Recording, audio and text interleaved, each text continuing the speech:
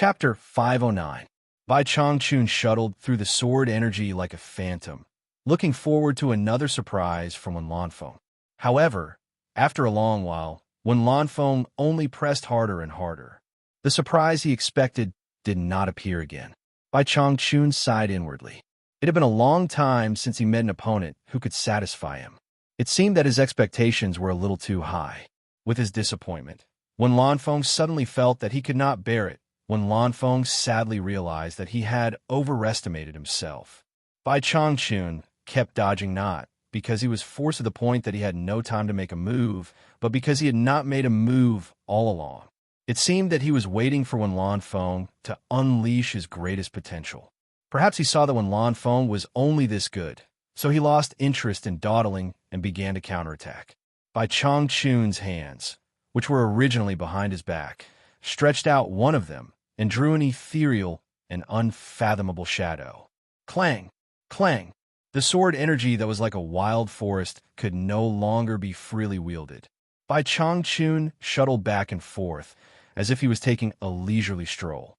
From time to time, his two fingers would point at the smooth side of the sword energy that swept past, making a series of clanging sounds. Wen Lanfeng suddenly felt his arms go numb.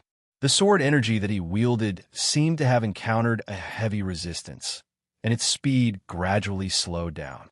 The two people, who were originally so fast that they were like blurry shadows, gradually revealed their true bodies in the air. Even the women in purple could see their every move. "Oh no!" Nongzhu and Ancestor Nanming exclaimed in unison. They could finally be sure that Bai Changchun had been holding back just now. Once he made a move, Wen Lanfeng would not be able to resist. Not to mention Nongzhu. Even Ancestor Nanming knew Bai Changchun's temper more or less. Since this guy decided to go all out, Wen Lanfeng would probably be in danger. Just as Nongzhu and Ancestor Nanming were on tenterhooks, a shocking scene appeared. The huge sword energy was no longer entangled with Bai Changchun and was retracted. Even though Bai Changchun was just casually pointing here and there, Wen Lanfeng really felt that she couldn't take it anymore. If she continued to waste time, she would definitely be exhausted. Wen Lanfeng retracted the huge sword and held the hilt with both hands. With a ah sound, he quickly slashed at Bai Changchun, giving him a solid blow. The speed and power of this sword naturally didn't need to be said. It had already brought with it the rumbling sound of wind and thunder. Bai Changchun stood quietly in the air, not dodging or evading. The others were shocked. "Oomph." He let out a cold snort that sounded like a vajra subduing a demon. His tone was full of extreme disdain. This cold snort was simply a great humiliation to Wen Lanfeng. Wen Lanfeng was filled with grief and indignation, but he had nowhere to vent it. He immediately exerted all his cultivation and infused it into the sword that he slashed out, determined to succeed in one strike. The huge energy sword that howled like thunder launched a thunderous strike with a force to split the heavens and earth. Just as the sword was about to reach his head, Bai Changchun stretched out his hand again. No one saw when he stretched out his hand. The howling came to an abrupt halt. The huge energy sword did not move. It was not moving, but it could not move. Bai Changchun stretched out two fingers and firmly clamped down on the blade, causing Wen Lanfeng's all-out strike to be unable to advance even half a step further. His thunderous rage was quelled with just a lift of his hand, when Lanfeng pressed on the sword with both hands. His face was red from holding back. Bai Changchun was dressed in a light green robe. His thin face was expressionless. He had one hand behind his back while the other hand clamped down on the huge blade with two fingers. This was the scene in the air. It was obvious who was stronger and who was weaker at a glance. The spectators did not even dare to breathe loudly. This scene was deeply imprinted in their minds. Hibiscus's mouth was so wide that an egg could be stuffed in it. Her mind was completely blank. Zi crossed her hands in front of her chest. Her eyes were filled with little stars. As expected of Senior Bai, who I've admired since childhood. "He's too perfect," Lady Mu bowed slightly in respect. The demon region's torturer was naturally invincible. Otherwise, how could he intimidate thousands of demon kings and the ghost king? Nongzhu and Patriarch Nanming swallowed with difficulty. How many people in the world could block Wen Lanfeng's thunderous strike, let alone by Changchun's freakish move? He actually used his fingers to clamp it. It was indescribable.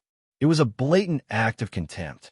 With extreme disdain, he stretched out 2 fingers. The expression on Wen Lanfeng's face could only be described as infinite grief and indignation.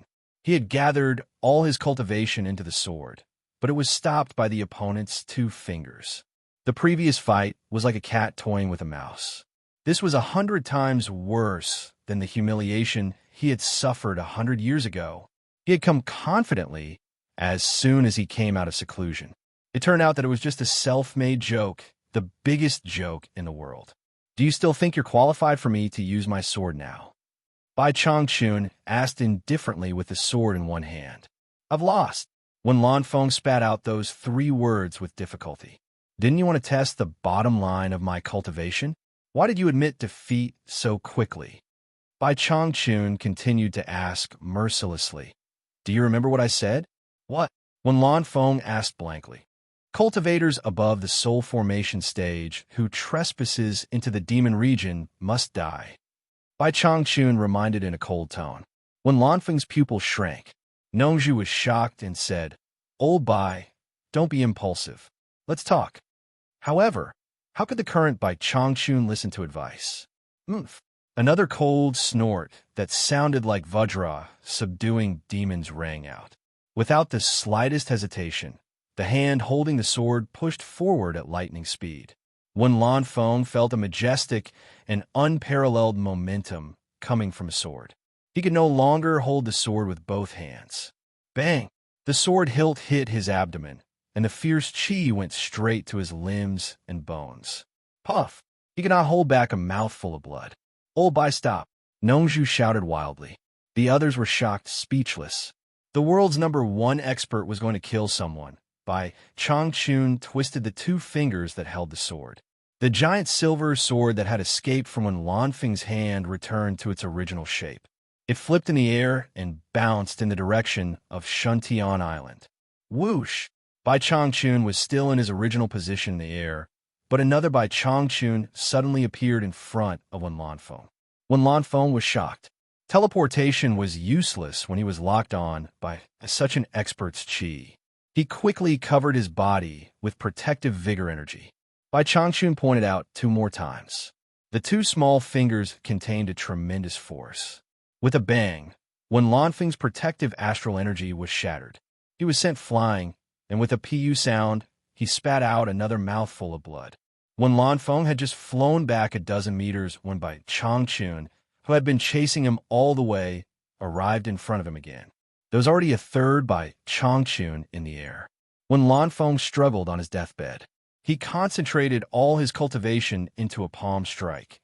At this time, when Lanfeng was already seriously injured and no longer had the ability to control the residual power of his battle. With this palm strike, the wild momentum rushed out like a stormy sea. Oh no! Ancestor Nanming exclaimed. A golden light flashed out of the storage bag and quickly spread into the sky. The entire obedient island was enshrouded in a golden net. The surging shock wave was blocked by this fine golden net. Shuntian Island was safe and sound. However, the waves on this side of the 1,000-mile lake rose and fell. How could Bai Changchun care about Wen Lanfeng's palm strike? He clenched his fingers into a fist and brazenly punched Wen Lanfeng's palm. Wen Lanfeng spat out another mouthful of blood. His face was pale, and he was sent flying again. The 4th Bai Changchun appeared like the god of death. The 3 phantoms behind him had not dissipated. One could imagine how fast he was. Then he clenched his fist into a palm and slapped Wen Lanfeng's chest. Wen Lanfeng smiled bitterly. After suffering 3 consecutive lightning strikes from the sword hilt, a finger, and a fist, his body was extremely weak. Especially the last punch, which had scattered the vital essence in his body. He had no ability to resist and could only wait for death. In fact, in this world, how many people could withstand Bai Changchun's 3 lightning strikes? Only Wen Lanfeng, with his profound cultivation, could withstand it. If it were anyone else, they would have been dead. When Lanfeng's bitter smile hid a trace of relief. It was not an injustice to die in the hands of the world's #1 expert. When he saw Bai Changchun's cold and handsome face approaching, he recalled the woman with unparalleled beauty in Spirit Fong Valley. Will you occasionally think of me after I die? Farewell, my most beloved woman. What I regret the most in my life is that I couldn't see you again before coming here. 2 drops of crystal clear liquid gushed out of the corners of Wen Lanfeng's eyes. He actually thought of Liu Yanqing before he died. Nanming, I'll F***CK your ancestors. Nongzhu climbed the golden net and howled at the sky. His hands that were holding the net were already bloody. He had already prepared to teleport in front of Wen Lanfeng at the critical moment. He believed that Bai Changchun would not kill him. As long as he had a chance, he was not afraid of not being able to save Wen Lanfeng. He remembered that he had saved Wen Lanfeng in the past. Who would have thought that no matter how much he calculated, he would actually miss the golden net that Nanming ancestor had set up to block the impact wave. Just as Bai Changchun punched, he teleported over, but unexpectedly, he was blocked by this treasure. This treasure was an upper-grade defensive spiritual treasure refined by ancestor Nanming for his own use. Even a spiritual treasure of the same level would not be able to break it. Nongzhu wanted to tear it apart with his bare hands. With his cultivation, it was simply a dream. Master, Zi exclaimed. She had never seen her master so sad before. Furong and Lady Mu were even more confused. Ancestor Nanming was completely dumbfounded. He naturally knew what Nongzhu wanted to do, but he had ruined it. A series of events happened in an instant. Everything was unpredictable. Nongzhu helplessly howled while climbing the golden net. Now, no one could stop Bai Changchun. No one could stop him. No, there was one more person. Maybe he could. In a flash, the 3 words Yu Qianqiu suddenly appeared in his mind. Bai Changchun's precious disciple. This was his last hope. No matter what, he had to try. Nongzhu impatiently shouted, Yu Qianqiu, stop. For Yu Qianqiu, old Bai, for Yu Qianqiu, you can't kill him. Stop, stop. It had to be said that this sentence really stopped Bai Changchun from slapping down. At the last critical moment, the 3 words Yu Qianqiu made Bai Changchun's hand pause, and the following words made him completely stop. Although it was said to be slow, it actually happened very quickly. Everything happened almost in an instant. The 3 shadows behind Bai Changchun gradually disappeared. He stopped his hand and stood quietly in the air, letting Wen Lanfeng fall into the 1,000-mile lake. Bai Changchun coldly glanced at Nongzhu, who was crawling on the golden net like a crab, as if asking what he meant. Before Wen Lanfeng fell into the lake, he opened his eyes, which were full of disbelief. He also heard Nongzhu's words. He didn't expect that the name Yu Qianqiu could save him from death. The cold lake water drowned him, and he had no strength to control himself. Bai Changchun's 3 strikes were too powerful. Not only did they scatter the real vitality in his body, but his bones and meridians were also injured. If that palm hit him again, he wouldn't have the slightest ability to resist, and his body would have been torn into pieces. The greenish-blue lake water was stained with blood from his floating body, and it spread out in strands. Nongzhu's eyes were wide open. With a cheer, he jumped down from the golden net, seemingly crazy and lively. Ouch! Oh my God! Ancestor Nanming sighed helplessly and finally felt relieved. Who knew that this sound would attract trouble? Bastard! Nongzhu roared angrily. She jumped over and grabbed his collar, punching and kicking him hard. Ancestor Nanming cried out in pain, but he didn't dare to fight back. After all, he was the one in the wrong. Son of AB***TCH, have you had enough? Ancestor Nanming roared and pushed him away. Damn it, aren't you going to retract your stupid net? Do you want Lanfeng to drown instead of being beaten to death? Nongzhu roared. Ancestor Nanming's anger was instantly extinguished. Why are you still in a daze? I'll beat you to death, you bastard. Nongzhu rushed over and beat him up again. The girls were all dumbfounded. They didn't expect that a soul formation expert was also human. No, he had such a human side. I was wrong. Stop hitting me. Stop hitting me. Let me retract the net. Ancestor Nanming crawled out from under Nongju's punches and kicks, his face covered with bloody fingerprints from when Nongju pulled the golden net. Ancestor Nanming cast a spell, and the golden net returned to the sky above Obedient Island with a whoosh. It shrunk into a ball, turned into a golden light, and shot into his storage bag. Nongju didn't have time to argue with him. In an instant, she appeared below by Changchun, looked up, and smiled foolishly at him. Then, he leaped to the lake's surface and grabbed Wen Lanfeng, who was smiling foolishly at him. Seeing this, he raised his hand and gave Wen Lanfeng 2 big slaps. Then, he picked him up and quickly flew to Obedient Island. As soon as he put him down, the others also came over.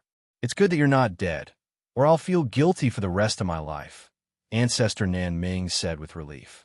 He pressed his palm gently on Wen Lanfeng's chest to check his injuries. After a moment of silence, he exhaled and said, "Your true vitality has dissipated, and your meridians and bones are all injured. Fortunately, you have a good foundation. If it were someone else, I'm afraid they wouldn't have been able to withstand it. Think of a way to recover." Wen Lanfeng was secretly glad to be able to survive the disaster. Looking at the bloody fingerprints on Ancestor Nanming's face, he smiled knowingly. As a result, Nongju grabbed him again and gave him 2 more big slaps, scolding, "Smiling foolishly? What are you smiling for? You're happy that I didn't beat you to death, aren't you? You're not King dead, but I have to clean up your mess. Damn it. If I knew this earlier, I would have let you die freely." Chapter 510. These 2 slaps gave the group of people a fright. Zi opened her mouth. It was the first time she saw how brave her master was. This was Wen Lanfeng, the second expert in the world. Yet, her master dared to slap him. How many people in the world would dare to do this? Ancestor Nanming touched his face subconsciously. This guy was crazy. He even dared to slap Wen Lanfeng. It seemed that he was not wronged. Although Wen Lanfeng did not have the strength to move, he was still sober. It was okay to slap him twice before, but why did he slap him twice now? Did he really think that his face could be slapped so casually? Wen Lanfeng immediately glared at him. "What are you looking at? Are you not convinced? Stand up and slap back. Aren't you very powerful? Why, are you a bear now?" Nongju sneered at him. Seeing that he was not convinced, she immediately raised her hand again and shouted, "Do you believe that I will give you 2 more slaps?" Alas! Enough, enough! Ancestor Nanming hurriedly hugged his arm. Wen Lanfeng was not a toy. How could he let him slap him casually? He had slapped him and scolded him. Nongju's anger had dissipated a lot. Regardless of whether Wen Lanfeng was willing or not, he lifted him up and helped him to sit cross-legged. He slapped his back and injected his vital energy into his body, helping him guide the dissipated vital energy back to his meridians. With Wen Lanfeng's cultivation, as long as he converged his vital energy, he should be able to recover quickly. The group of people stood on the side and looked at each other. They finally understood what it meant to slap and scold each other for love. Changchun teleported back to the island. He glanced around coldly and pointed at Furong, saying, "Follow me." Then, he slowly walked toward the big house in the center of the island. Hibiscus was immediately a loss of what to do and didn't know what to do. Nongju, who was helping Wen Lanfeng guide his vital energy back, opened one eye and looked. Suddenly, she stopped and stood up. She said to Ancestor Nanming, "Come, I will take this girl." Ancestor Nanming nodded and sat behind Wen Lanfeng. Nongju waved to Furong, and the 2 entered the big house one after another. After entering, Bai Changchun still had that cold look in his eyes. Furong stood there uneasily, not knowing what to do. Nongju pointed at Bai Changchun and said, "Hurry up and greet him. This is Yu Qianzhou's master, the person your man asked me to bring you here." Furong walked over while trembling with fear. She knelt down and kowtowed. Junior Furong greets Senior. As soon as she knelt down, she didn't dare to get up. The scene of the battle had been carved into her heart. She hadn't expected Yu Qianzhou's master to be so powerful. Her heart was thumping nonstop, and she was extremely nervous. Even Bai Changchun and Nongju could hear her heartbeat. Only when Bai Changchun asked her to get up did she stand up timidly. Seeing her lower her head as if she had done something wrong, Bai Changchun said indifferently, "Raise your head and look at me." Furong didn't dare to be disobedient. She hurriedly raised her head, but her eyes were a bit disobedient. She didn't dare to look straight at him, and she frantically avoided Bai Changchun's gaze. Bai Changchun stared at her eyes. Although she was flustered, her eyes were clear and pure. She wasn't a woman with messy thoughts. This was especially obvious on Furong. Looking at her eyebrows, it was obvious that she had lost her virginity. "You're Yu Qianzhou's woman?" Bai Changchun's expression and tone had eased a lot. "Yes." Furong didn't allow others to question her. "When did you and Yu Qianzhou meet? Where did you meet? Why are you together?"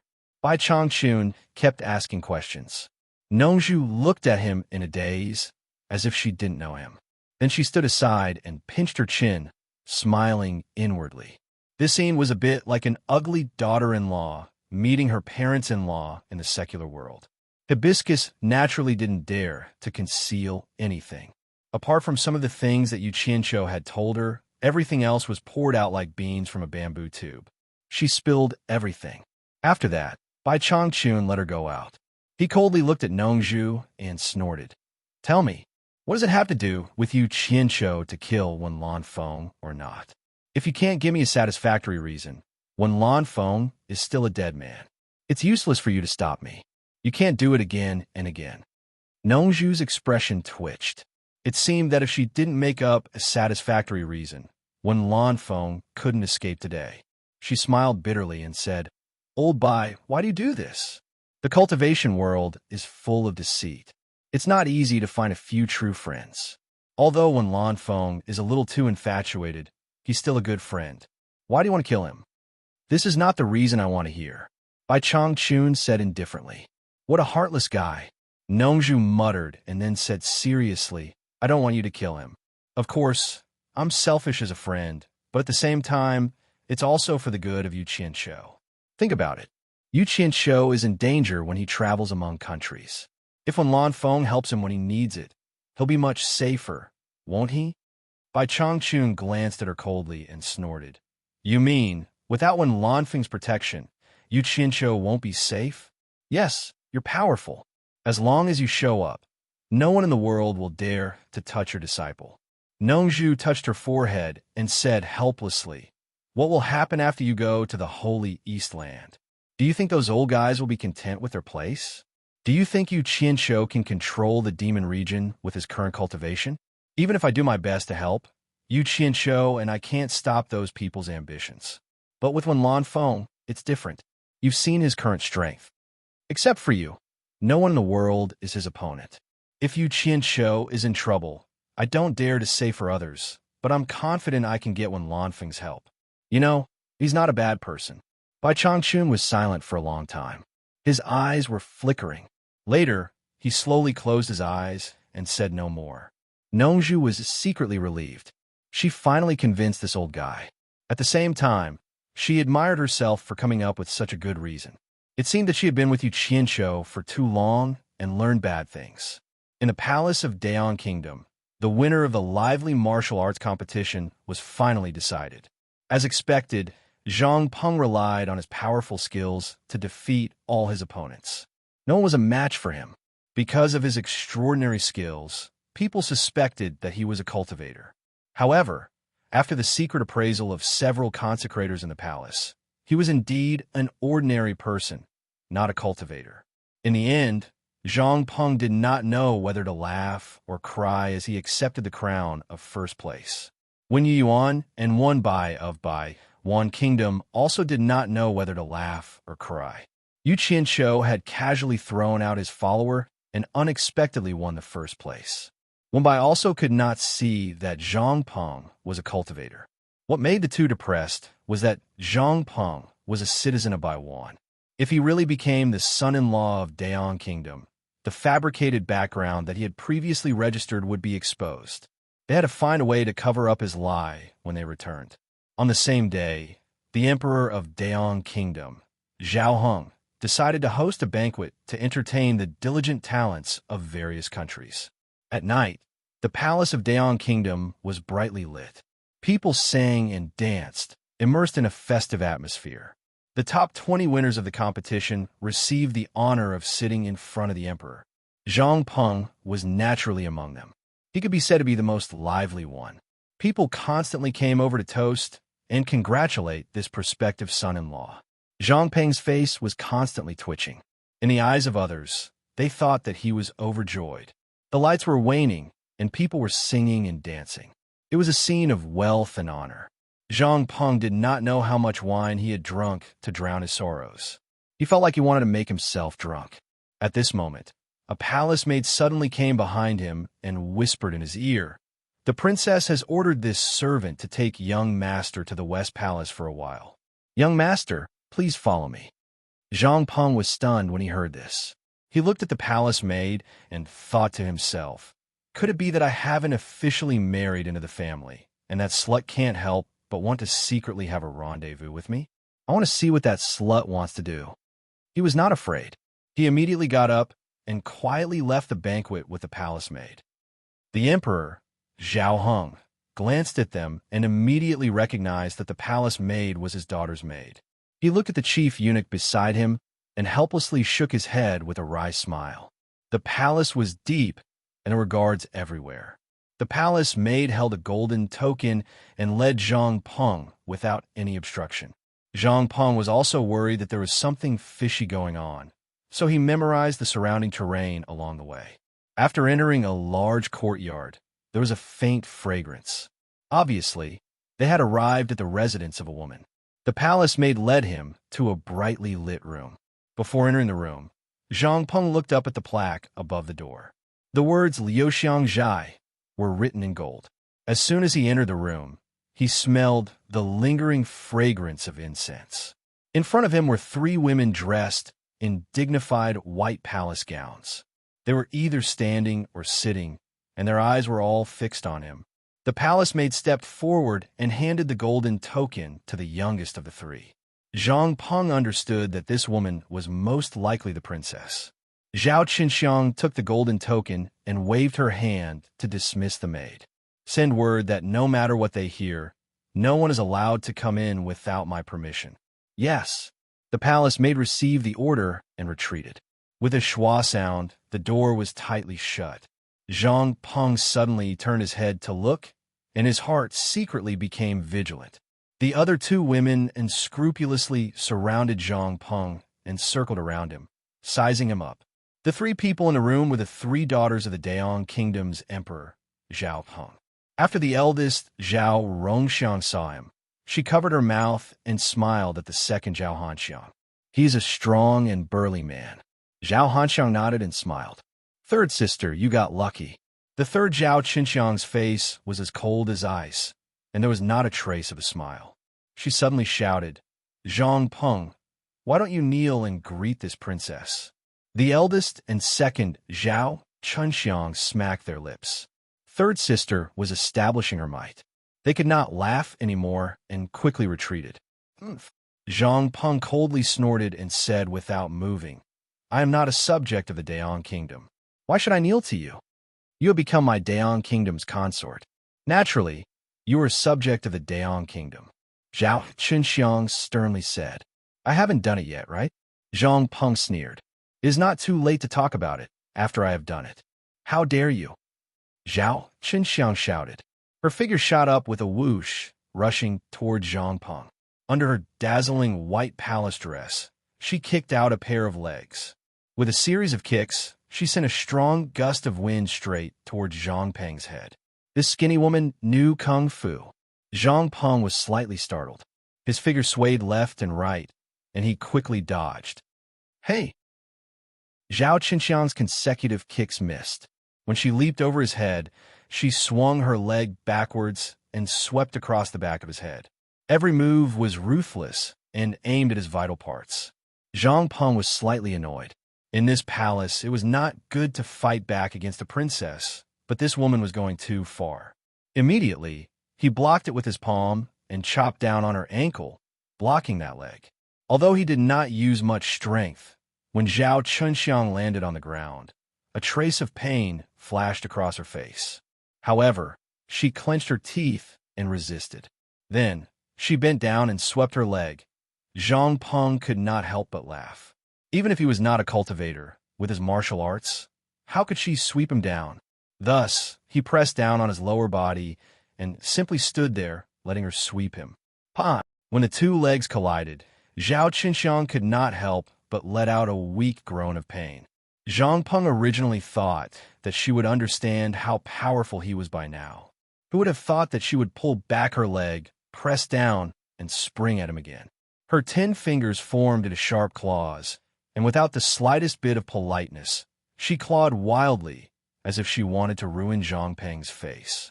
Although she was not afraid of being injured, she was wearing a mask. Once she clawed at him, she would definitely be exposed. Zhang Peng coldly snorted. This time he did not hold back. His figure flashed, and with a swing of his palm, he slapped her lower abdomen and directly threw her back onto the soft couch. The speed of the flash was extremely fast, and in the eyes of the two women, it was just a flash of a shadow. The two of them revealed expressions of surprise. This Zhang Peng was very powerful. No wonder he could win first place in the martial arts competition. Zhang Peng, how dare you attack the princess? The eldest sister, Zhao Rongxiang, shouted. Zhang Peng ignored her and stared at Zhao Qinxiang, asking, Princess, I don't know how I have offended you, but you want to kill me? Zhao Qinxiang covered her lower abdomen with her hand, gritted her teeth, and said, I'll let you know what it means to be obedient. I'll let you know the consequences of not listening to this princess. After saying that, she rolled over and opened a long wooden box on the couch. 3 long swords with silver scabbards were grabbed and thrown out. Zhao Rongxiang and Zhao Hanxiang caught the swords and looked at each other. Zhao Qinxiang jumped off the couch with a sword in her hand and shouted, Eldest sister, second sister, set up a sword formation and teach him a lesson about the rules. Clang, clang, clang. The 3 swords were unsheathed. The 3 women flew like butterflies, and their swords intertwined with each other. Zhang Peng was speechless. How could all the daughters of the imperial family know martial arts? How did the emperor teach his daughters? As he dodged, he discovered that the youngest, an unruly princess, was the most vicious. The tip of her sword was actually aimed at his genitals several times. This thoroughly infuriated Zhang Peng. With a speed that was inconceivably fast for the 3 women, he flicked his fingers and easily seized the swords in the 3 women's hands. The 3 women stared at their empty hands in shock. Before they could react, they saw a figure flash by. They felt their bodies go numb, and they couldn't move. Zhang Peng took the opportunity to seal the acupuncture points of the 3 women, and with a swing of his sword, the swords were nailed to the wooden beam. Don't think that just because you are a princess, I don't care about a trifling Dayan kingdom. Zhang Peng arrogantly threw down these words. He wanted to turn around and leave, but he immediately thought of the many guards in the palace. In addition, there were experts from the cultivation world overseeing this place. He really couldn't just barge in. His gaze fell on the gold medal on the small table beside the couch. He spat out the alcohol in his stomach and went over to pick up the gold medal. When he turned around and brushed past the princess, he caught a glimpse of the unruly princess's eyes filled with endless resentment. He was slightly startled and stopped to size up Zhao Qinxiang. He discovered that she was a delicate beauty with a slender waist and an alluring chest. His mind slightly heated up. He didn't know if it was because of the alcohol, but he now remembered his master's words to get the princess to bed as soon as possible. Since master has already said so, how can I not follow? Zhang Peng silently thought. As someone who grew up in a war, he paid particular attention to neatness. He turned around and moved Zhao Rongxiang and Zhao Hanxiang to face the wall. He then picked up Zhao Qinxiang and threw her on the soft couch. Zhao Qinxiang couldn't speak or move. She stared at Zhang Peng in fear, not knowing what he wanted to do. This! Zhang Peng raised his hand and directly tore off her clothes. It seemed that he didn't know what gentleness was, and in a few moments, a white and tender body was revealed. Zhao Rongxiang and Zhao Hanxiang's eyes widened.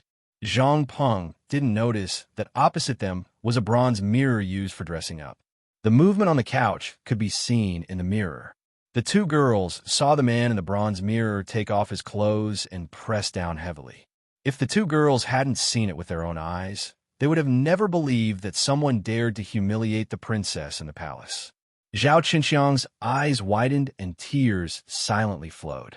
She endured the pain of a broken melon. She never thought that there would be such a daring person, and in the end, she fainted from anger.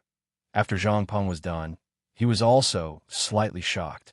He realized that he was a little too impulsive. He was secretly a little worried. Would something happen? After putting on his clothes, he pulled a brocade quilt to cover the beauty he had defiled. He took the gold medal and left without saying anything else. He really had the demeanor of a general. Just now, he was a little flustered, but once he opened the door, he regained his composure. He closed the door and showed the gold medal to the palace maids who came over. He said in a deep voice, "The three princesses have something to discuss." Without a summon, no one is allowed to enter. The palace maids acknowledged and retreated. He swaggered out with the gold medal and went back the way he came. By the time he returned to the banquet, it was already coming to an end. Just in time for the banquet to end, he quietly followed the crowd and left. Emperor Zhao Heng saw that Zhang Peng came back alone. He didn't even have a guide. How could the palace allow an outsider to trespass? With a suspicious look in his eyes, he signaled the chief eunuch beside him with his eyes. As soon as he left the palace, Zhang Peng quickly found Pingxin Wang Wenyu to say goodbye, saying that he had something to do and would leave first. He also knew that the matter had gotten out of hand. Paper could not contain fire. He found an empty alley and quickly flew into the sky, returning to the small courtyard of the embassy. In the courtyard, Yu Qianqiu and Xian Lao-san were drinking under the moonlight and chatting about the cultivation world. Zhang Peng's sudden intrusion almost startled Xian Lao-san into making a move. During this time, there were too many people who were eyeing Yu Qianqiu covetously. When he realized that it was Zhang Peng, Xian Lao-san was even more shocked. He didn't expect that this guy was actually a cultivator. "Zhang Peng, what's wrong?" Yu Qianqiu also noticed that there was something wrong with Zhang Peng's expression. Zhang Peng looked at Xian Lao-san and stammered, "Sir, can I have a word with you?" Chapter 511. Third Lord Xian was unhappy to hear this. It was obvious that Third Lord Xian was trying to avoid him. Yu Qianqiu was startled. This was the first time he saw Zhang Peng like this. He thought that it must be something important. He waved his hand and entered the house with Zhang Peng. As for whether Third Lord Xian was happy or not, it was not his concern. It was not the time to care about Third Lord Xian's mood. Zhang Peng seemed to be afraid that someone would eavesdrop. With his early-stage tribulation-passing cultivation, he barely set up a soundproof enchantment. Then he scratched his head, not knowing what to say. Yu Qianqiu looked him up and down and frowned. "What the hell are you doing? If you have something to say, spit it out. I have something important to do tonight. I don't have time to watch you pretend to be a woman." Zhang Peng gritted his teeth and finally told him everything that had happened. Yu Qianqiu's mouth opened wider and wider as he listened. After a long time, he didn't know whether to laugh or cry. He gave a thumbs up and said, "I thought I was a bastard enough. I didn't expect you to surpass your master. You actually dared to capture the princess in the palace. You are really not afraid of death. Don't you know that there are 3 old men in the last stage of tribulation passing in the palace? If they find out, they will kill you on the spot. No one will be able to refute it." Zhang Peng lowered his head in shame and muttered, "Master, you were the one who told me to get the princess in a bed as soon as possible. F***CK your sister. When did I say such a shameful thing?" Yu Qianqiu immediately rolled his eyes, but he couldn't finish his sentence. He remembered that he had indeed said such a thing. "Master, do you remember now?" Zhang Peng asked weakly. "Uft. You were the one who did not control your lower body. Now you're blaming Master. How dare you say that?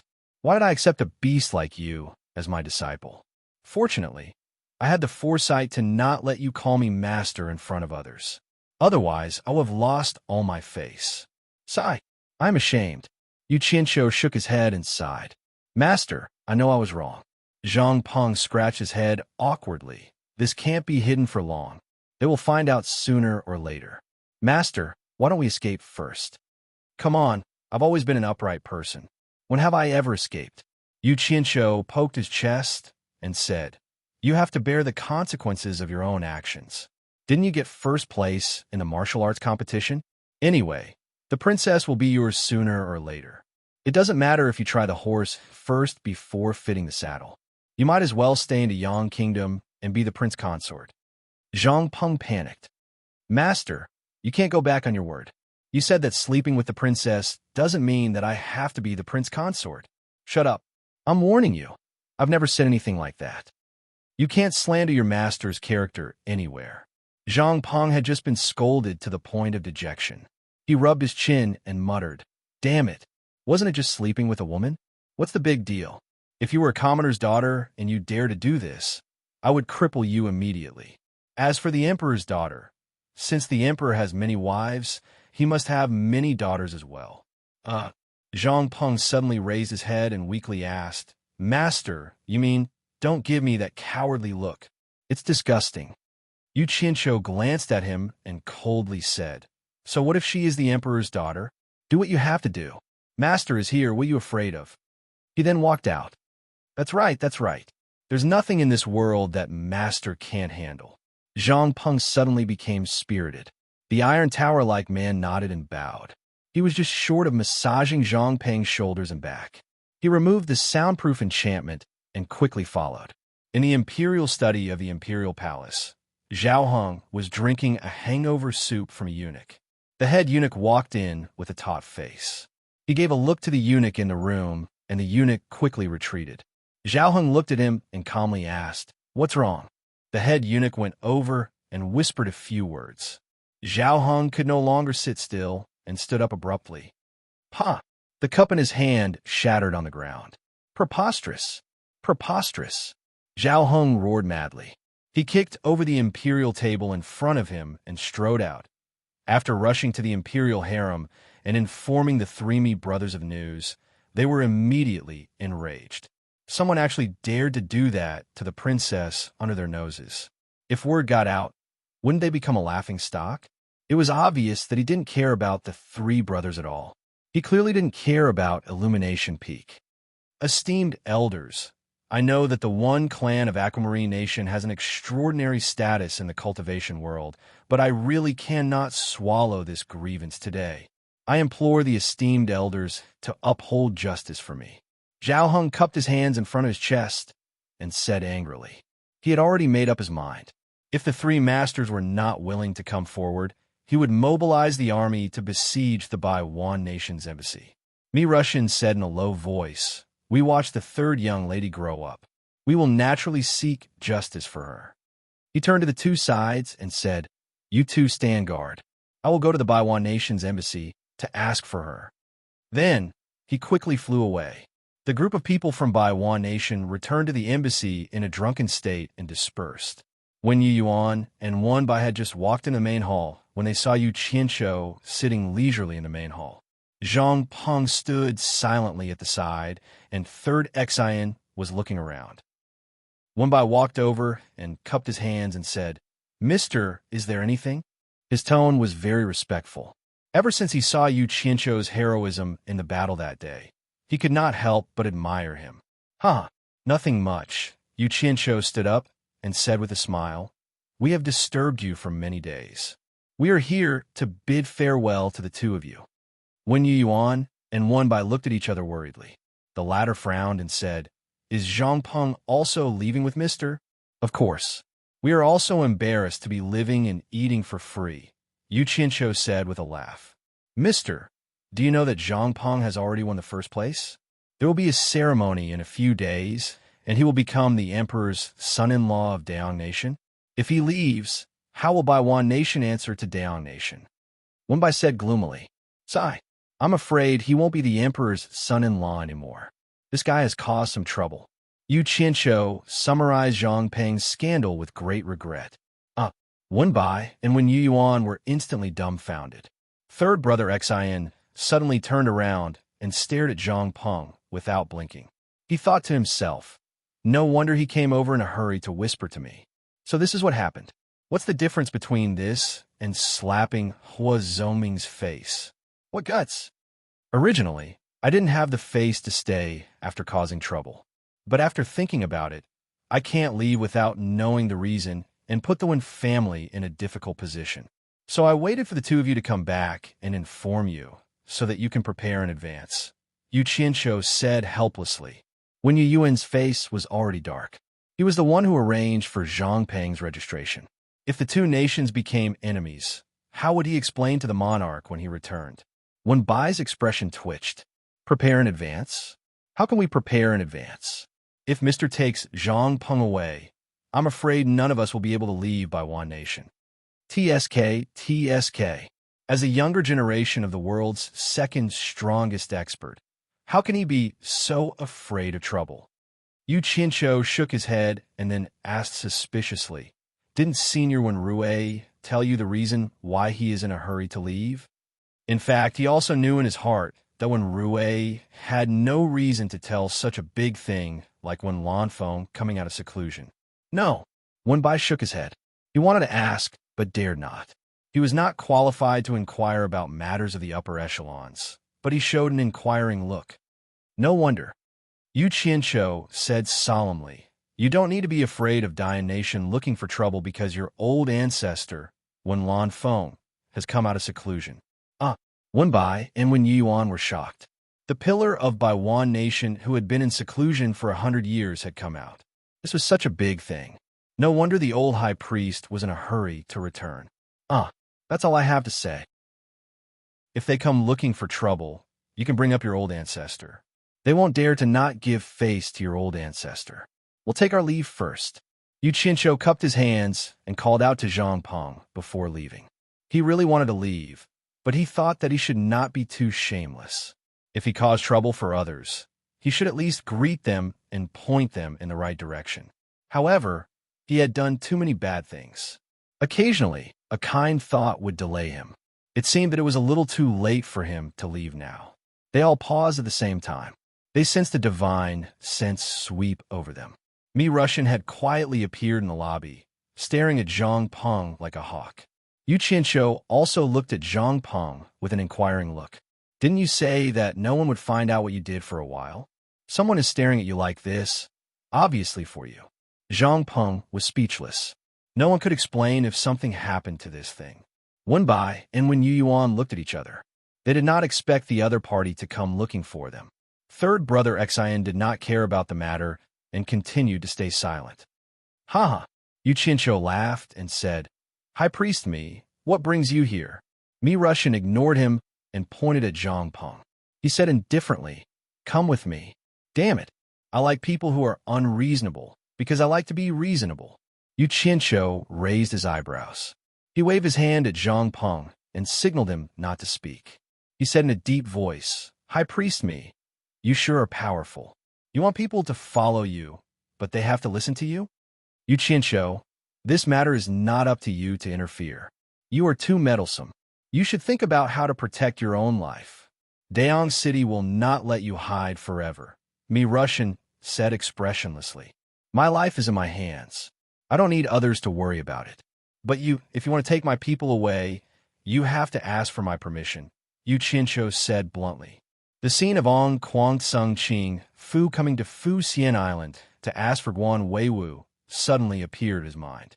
Guan Weiwu's silence made him feel cold. If he could not protect his own disciple, he would not be able to show his face anymore. Since when did Baiwan country's people become your people?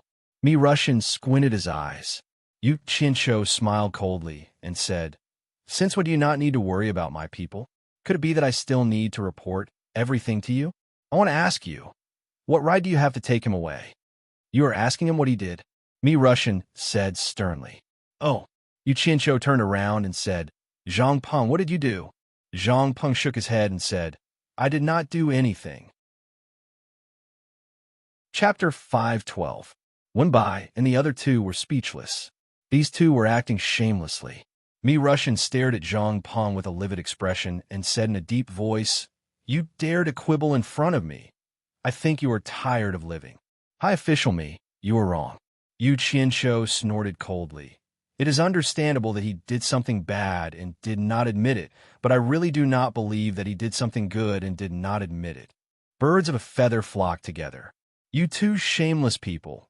You have no choice but to leave today. Russian narrowed his eyes and stopped arguing with them. He suddenly disappeared in front of everyone. Teleportation. The others were shocked. Chincho's eyes flashed with fierceness. He quickly turned around and locked on his Zhongpeng's surroundings. Zhongpeng also knew the situation was bad. His shoulders shook and his protective energy surged out. As expected, Russian appeared in front of him in an instant and slapped with his palm, trying to forcefully shatter the other's protective energy. How dare you? Chincho attacked with his palm almost at the same time and shouted, "Absorbing Star's great skill." Zhongpeng's cultivation was much lower than Russian's. He tried to dodge, but failed. Bang! His protective aura was instantly shattered. His whole body was sent flying to the corner of the wall, and he spat out a mouthful of blood. Although Wen Yuan was a prince, he was only a mortal. Seeing this, he felt his heart palpitate. These cultivators were actually attacking right before his eyes. When Russian attacked Zhongpeng, he had already turned around to look at Chincho. Seeing that the latter wanted to fight him in cultivation, he sneered. After knocking down one of them with a single palm strike, Yishuan quickly countered with a palm strike toward Chincho. However, the moment he attacked again, Russian suddenly shuddered. He felt like something was rapidly flowing out of his body, and his body was rapidly stiffening, especially when the meridians in his body were rapidly contracting. His vital energy could not flow smoothly. Dense white smoke gushed out from Russian's body. Chincho's palm was like a tube that attracted the wind. He followed Chincho's advice and sucked the dense white smoke into his palm. Russian's entire body shrunk rapidly, revealing an outline that was even drier than a mummy. His appearance was extremely horrifying. Third brother Xian went by, and Wen Yuan were all dumbfounded crack. Russian's palm was still moving, but the crowd saw a withered arm fly out from his sleeve. Chincho tilted his body slightly and watched as the arm brushed past him and smashed into pieces outside the hall. He turned around to look at the skinny skeleton in front of him and sneered, "You're really willing to sacrifice yourself to throw your arm out to hit someone." This joke was really cold. Seeing Russian like this, Third Xian and the others could not help but shiver. They felt like they were in a dream as they stood there, recalling everything that had just happened. Russian was already unrecognizable. His dried skin shrunk, and his bones tightened. His appearance was extremely horrifying, but he still stood firm. From the contours of his face, one could faintly sense the fear he had before his death. Chincho glanced at Zhongpeng, who was slowly getting up from the corner of the wall while wiping the blood from the corner of his mouth. A hint of fierceness flashed through his eyes.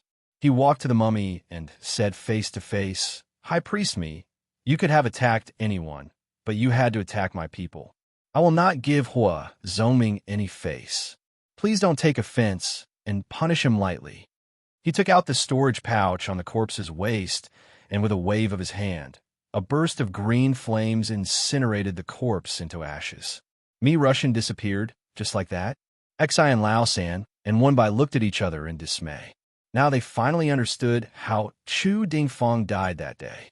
The 4 words "absorbing Star's great technique" were deeply imprinted in their minds. What a terrifying technique. Chincho looked as if nothing had happened. But in fact, he was secretly happy that he had once again proven the power of the water art. But he also understood that Russian died because he was caught off guard. Plus, he was standing close to Russian, which allowed him to maximize the absorption power of the water art. Otherwise, it would not have been so easy to kill Russian. Seeing that Zhongpeng was fine, Chincho cupped his hands at the others and said, "Goodbye." "Chincho, where are you going?" "I will go too." Third Xian flashed over. Chincho pointed at Zhongpeng and said, "He is seriously injured. I need to take him for treatment. Don't come and join the fun." "Are you seriously injured?" Third Xian looked at Zhongpeng suspiciously. He did not seem to be injured. He then asked, "What about your promise to go to Ling Fong Valley with me?" "Don't worry. I'm a man of my word." I will definitely do what I promised. Yu Qianqiu confidently patted his chest. He thought to himself, I have to go just to see what the most beautiful woman in the world looks like. He casually took out a Jade archive and wrote something in it. He threw it to Third Xin. Third Xin looked at it and put it away. He nodded and said, I understand.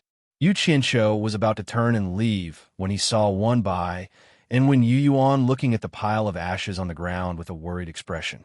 He knew what they were worried about. He smiled and said, I will bear the consequences of my own actions. Since I have already taken action, you can push all the blame on me.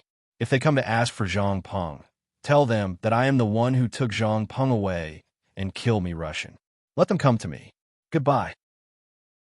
Then he left with Zhang Peng.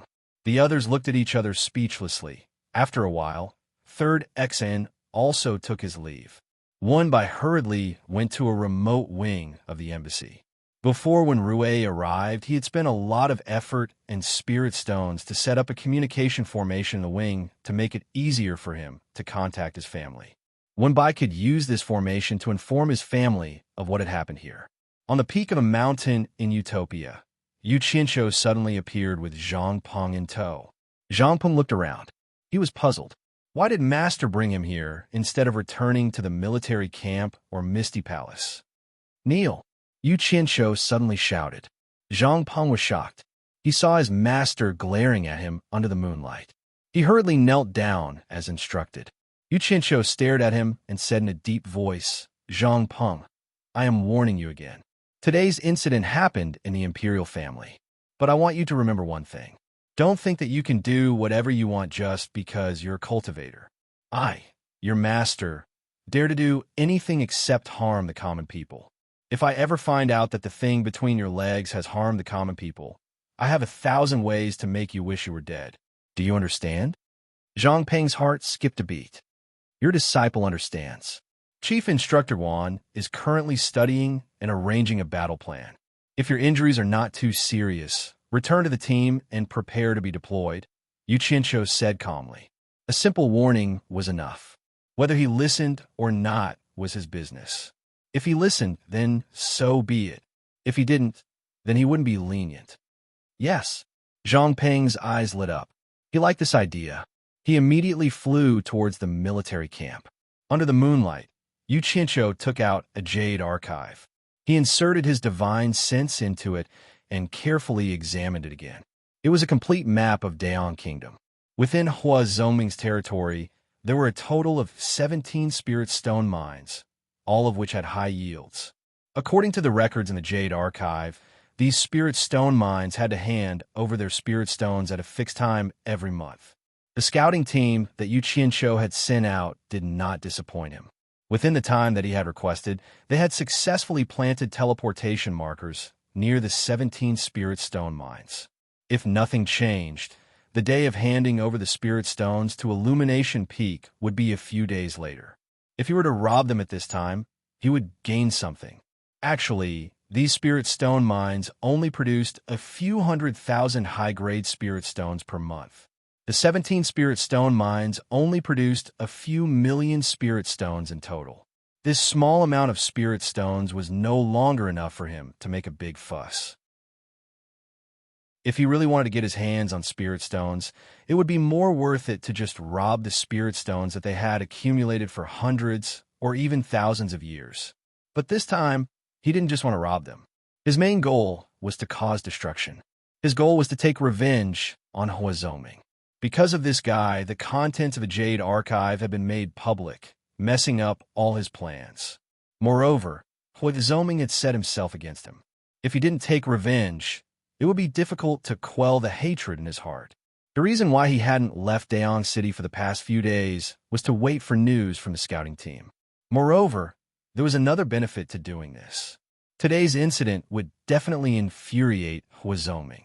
It would be good to do something else to distract him. Also, he wanted his team members to see more blood. After a while, Yu Qianqiu disappeared from Utopia and began to personally investigate every spirit stone mine. A thick fog suddenly appeared in the wilderness of a spirit stone mine. The mineshaft guards didn't care, as natural phenomena were not something that they could interfere with. After Yu Qianzhou had a clear understanding of the people's arrangements, he quietly retracted the thick fog and sent a message back to Guan Yu, who was arranging the battle plan. Then, he appeared at the next Spirit Stone mine and continued the same process. Once the situation of the 17 mines was clear, the 17 teams in Utopia were ready to set off. After Yu Qianzhou returned, he brazenly gave the order to kill, rob, and destroy everything. Then, he sent the 17 teams to the various mines. The 17 bloody massacres began. As expected, none of the team members were spared. They even flipped through every corner, killing and robbing everything. The cultivators in the mine had nowhere to run. They cried and screamed, and blood flowed like a river. Before they retreated, these team members rushed into the mine with a large number of astral-breaching talismans. Starting from the innermost passageway, he blew them up one by one until all the passageways in the Spirit Stone mine collapsed. Every residential area in the mine was also blasted to the ground. After sending the last team back to Utopia, Yu Qianzhou stood on a hill under the light of dawn. He looked at the crippled Spirit Stone mine below and sneered to himself. Hua Zongming, don't you like to play? I'll play with you until I'm injured. These collapsed Spirit Stone mines can let you play to your heart's content. Let's see how many years it will take for you to gather thousands of cultivators to mine. After he left, a shrill wind howled in the mountains. It was as if the souls of the cultivators lying quietly in a pool of blood were lingering, wailing about something. In the mess, a black, triangular flag fluttered in the wind. The word hero bloomed in the blood. Chapter 5:13. In Utopia's military camp, Guan Yu looked solemnly at Yu Qianzhou, who was sitting across the table with his legs crossed. He had personally led a group of people to loot a Spirit Stone mine. When he saw the people he had personally trained massacring, he could not describe what he was feeling. He thought about how the people in the 17 Spirit Stone mines had all been killed. That was a few thousand people. He was shocked. He could not understand what Yu Qianzhou was trying to do. Why did he have to kill so many people? Unable to bear it, he ordered the few leaders to let the miners with low cultivation levels live. However, to his surprise, the few leaders did not carry out his orders firmly for the first time. One of them asked, "Chief Instructor, the order we received from the leader was to kill, rob, and destroy all of them. Did the leader change his orders?" He paused for a moment before saying, "No, these miners with low cultivation levels won't pose any danger even if they stay. Why is there a need to kill them all?" The few leaders looked at each other and said in unison, "It's our duty to obey the leader's orders. Chief Instructor, please take back your orders and carry out the leader's orders." Guan Yu was speechless. He waved his hand and gestured for them to continue. Only now did he understand why Yu Qianzhou would place so much importance on the brainwashing education. He kept instilling in all his team members the necessity and benefits of being loyal to the leader, as well as painting a beautiful future for all his team members. After this test, he understood that although he had the right to train this army, the real commanding authority had always been in Yu Qianzhou's hands. This army would only listen to Yu Qianzhou's commands. Any orders that went against Yu Qianzhou's could not be carried out in this army. "Why did you kill so many people?" Guan Yu asked. Yu Qianzhou closed his eyes and lay on the chair. He placed his feet on the table and swung them gently. As soon as he returned, he received a secret report from his subordinates, saying that Guan Yu had given an order that was contrary to his. He knew Guan Yu quite well. When he kidnapped this guy, he was only in the qi refining stage and had never experienced in the cultivation world. How could he know the dangers of the cultivation world? It was not surprising that he was soft-hearted. After a moment of silence, Yu Qianzhou did not reply to him. Instead, he opened his eyes and asked Zhang Peng, "Zhang Peng, when you were in a war, what was the highest number of people you saw die in a battle?" "This is the most I've ever seen. More than 100,000 people died on both sides. The battlefield was filled with dead bodies as far as the eye could see," Zhang Peng replied. He glanced at Guan Yu with a hint of dissatisfaction. Guan Yu actually dared to go against his own master. He was someone who had been tempered by blood and fire on the battlefield. Just now, he had killed to his heart's content, so he didn't have the heart to do so. A general success is built on the bones of tens of thousands. Yu Qianshou mumbled and put down his leg on the table. He stared at Guan Yu and shook his head. Yin Chong, I'm not a homicidal maniac. I definitely wouldn't kill so many people for no reason. I naturally have my reasons for doing so. You're a good person, but sometimes you're too soft-hearted. Looks like I need to arrange for you to go out with me. What do you think? Guan Yu was silent for a moment. Then he shook his head and said, Forget it. I don't need to change myself. This is good enough. In the future, let other people do the fighting and killing. I'll stay here and continue to do my own things. As he said this, his mind was thinking about the woman in white in Ethereal Palace. He sighed in his heart. Let me watch over her silently. I'm willing to watch over her silently for the rest of my life. I don't want to go anywhere. I just hope to see her once in a while, and I'll be satisfied. Yu Qianshou didn't understand what he was thinking, but he could sense that he was a little depressed. He muttered, That's fine too. From now on, you should focus on training. The fighting and killing in the outside world really doesn't suit you. After exiting Daong City's west gate, there was a wide official road. Following this road, it led to many countries. Third brother Xian rode a horse and followed the instructions in the Jade archive, following the official road. However, after walking for half a day, he didn't see Yu Qianshou at all. He began to suspect that Yu Qianshou was playing with him. As he passed by a call between two mountains, he suddenly heard the sound of rushing wind. Third brother Xian caught it with his hand, turned his head and shouted, Who's there? He saw Yu Qianshou walking out of the forest on the hillside, holding a green apple in his hand and chewing on it with a grin. Third brother Xian's face lit up. He looked at the green apple in his hand and took a bite of it as well. However, he realized that it was so sour that his tongue was about to fall off. He quickly threw it away. Yu Qianshou wasn't much better off.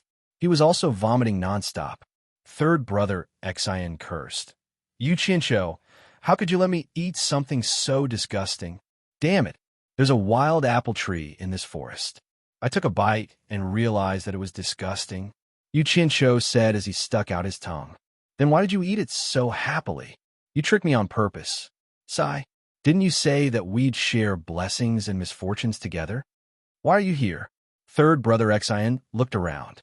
Yu Qianshou was still spitting out the acid in his mouth. He had paid a hefty price to trick him. As he vomited, he said, I've been waiting for you here.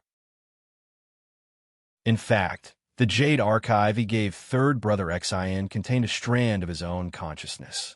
He could contact third brother Xian at any time. Third brother Xian had just arrived here, and he had just left Utopia. He guessed that the cultivators guarding outside Daong City would have to wait in vain for a period of time. The two of them discussed where to go. Then, they released their horses and flew away together. Light, Illumination Peak, Great Hall of Light.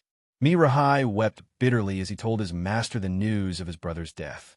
Hua Zhongming's face was dark. He crushed the golden cup in his hand into a golden pancake. He said sternly, Yu Qianshou, how dare you? From this, it could be seen that Wan Bai had indeed followed Yu Qianshou's instructions and pushed all the blame onto him. Return to the palace first and detain the people from Baiwan Nation. I'd like to see how the Wen family will explain this to me. Hua Zhongming narrowed his eyes. I won't forgive Yu Qianshou. Master, there's one more thing. Mirahai wiped his tears and said, the Wen family said that their ancestor, Wen Lanfeng, has come out of closed-door cultivation. What? Hua Zhongming was shocked. He asked again, what did you say? The Wen family said that Wen Lanfeng has come out of closed-door cultivation, Mirahai repeated. In fact, when he found out that his brother had been killed last night, he had wanted to kill a few people from the Wen family to vent his anger. Who knew that Wan Bai would suddenly say that Wen Lanfeng had come out of closed-door cultivation, which shocked him. He naturally knew what kind of person Wen Lanfeng was. He was someone that even his master was wary of. Although he was angry, he did not dare to cause trouble for his master. He could only suppress his anger and return to light, illumination, peak to report to his master. That love addict has come out of closed-door cultivation. Hua Zhongming slowly sat down and thought for a while.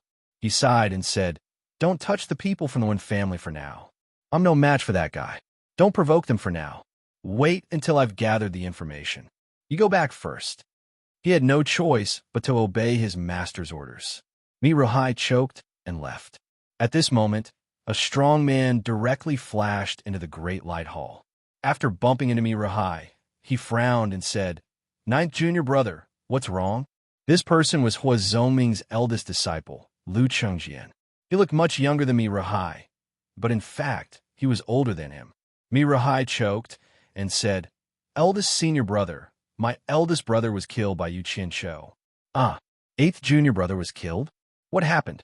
Lu Chengjian asked in shock. Mirohai rambled again. The former was so angry that he laughed and said, "What a good Yu Qianshou. He dared to provoke our light illumination peak." "Chengjian, why did you come here in such a hurry?" Hua Zhongming asked, feeling a headache coming on.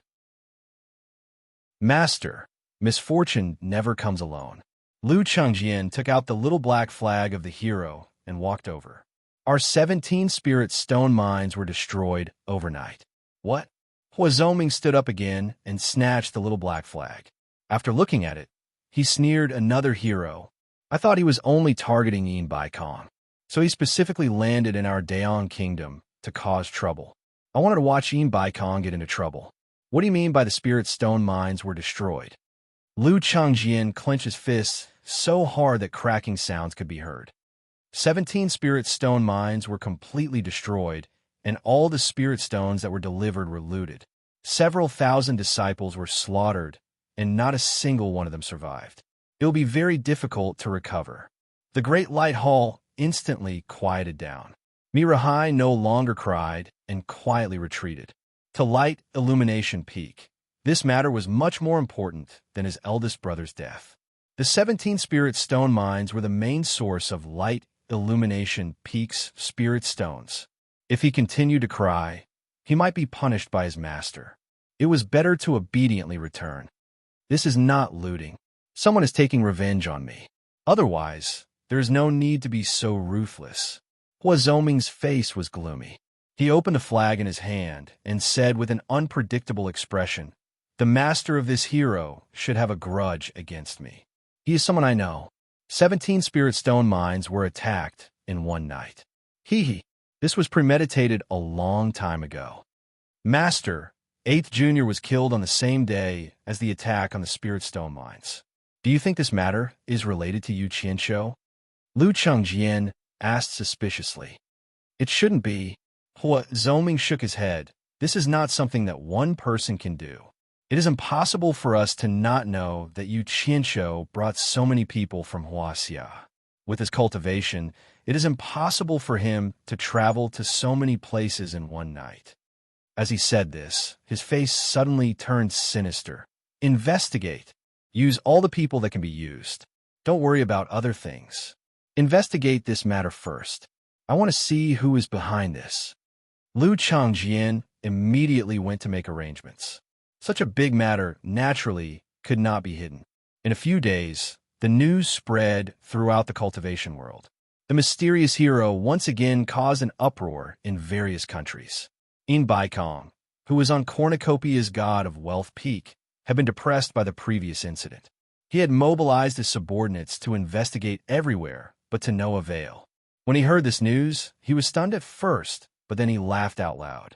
At first, he thought that the hero was specifically targeting him. He did not expect it to be even more ruthless this time. That bastard Hua Zhongming must not be laughing anymore. Perhaps he was also implicated by that bastard last time. The hero must have been cutting grass to kill a rabbit, robbing him along the way. In fact, the main target was Hua Zhongming. Otherwise, there was no need to be so ruthless. After thinking it through, Yin Bai Kong felt much better. After being depressed for a long time, he finally decided to go down the mountain to see how business was going. Chapter 514. World Commerce. Speaking of world commerce, one had to mention its founder, Yin Bai Kong. Yin Bai Kong could be said to be an extraordinary person in the cultivation world. It wasn't because of his high cultivation, but because he liked doing business. He was unique among the spirit-severing experts in the cultivation world. It was because of this that he founded World Commerce. The headquarters of World Commerce was in Cornucopia. The tallest mountain in Cornucopia was called God of Wealth Peak. This series of names were all given by Baikong himself. From this, it could be seen that Baikong really did have a hobby of doing business. Even now, when his cultivation had reached spirit-severing late stage, he would still personally pay attention to business matters. Cornucopia could be said to be the most prosperous place in the cultivation world. Of course, Baikong wasn't the only shop here. Otherwise, his business wouldn't be so prosperous. Every country had their own shops here. The flourishing area around the foot of God of Wealth Peak was Cornucopia. Baikong himself often stood on God of Wealth Peak and gazed down. Thinking back to the barren mountain valley that had become the flourishing area it was today, Baikong was often very proud. Cornucopia Hall was where world commerce's money came and went. The spirit stones that flowed here every day, if converted to high-grade spirit stones, were at least 10 million. At this moment, in Cornucopia Hall, world commerce's disciples were counting the spirit stones that flowed in and out. Jing Yuankong was overseeing this place. Baikong had his hands behind his back. Like an old merchant, he barged in and looked around. When world commerce's disciples saw Baikong, none of them actually said anything. They just glanced at him and then lowered their heads to do their own things. Jing Yuankong was slightly startled. Master had always been in a bad mood. Why did he come down today? It seemed like he was in a good mood today. Jing Yuankong hurriedly bowed and then led his master to the back hall. Because the front hall was a busy place, chatting was not allowed. This rule was set by Baikong himself, and he had always been the first to follow it. When they reached the back hall, Baikong's first words were, "Has everything been normal?" "Everything is normal," Jing Yuankong replied. Baikong nodded. "Cornucopia Hall is about to begin. How are the preparations?" "Everything is being prepared in an orderly manner. It won't affect the Cornucopia Hall," Jing Yuankong said seriously. Cornucopia Hall was the largest trading event in the cultivation world. It was held once every 10 years. At that time, there would be a large number of cultivators from various countries. It could be said to be exceptionally prosperous. It was also the time when the World Chamber of Commerce was rolling in money. The master and disciple talked about business for a long time. Finally, Baikong asked, "How are the inner disciples doing?" "I'm not too sure about that," replied Jing Yuankong. Baikong nodded slightly and did not blame him.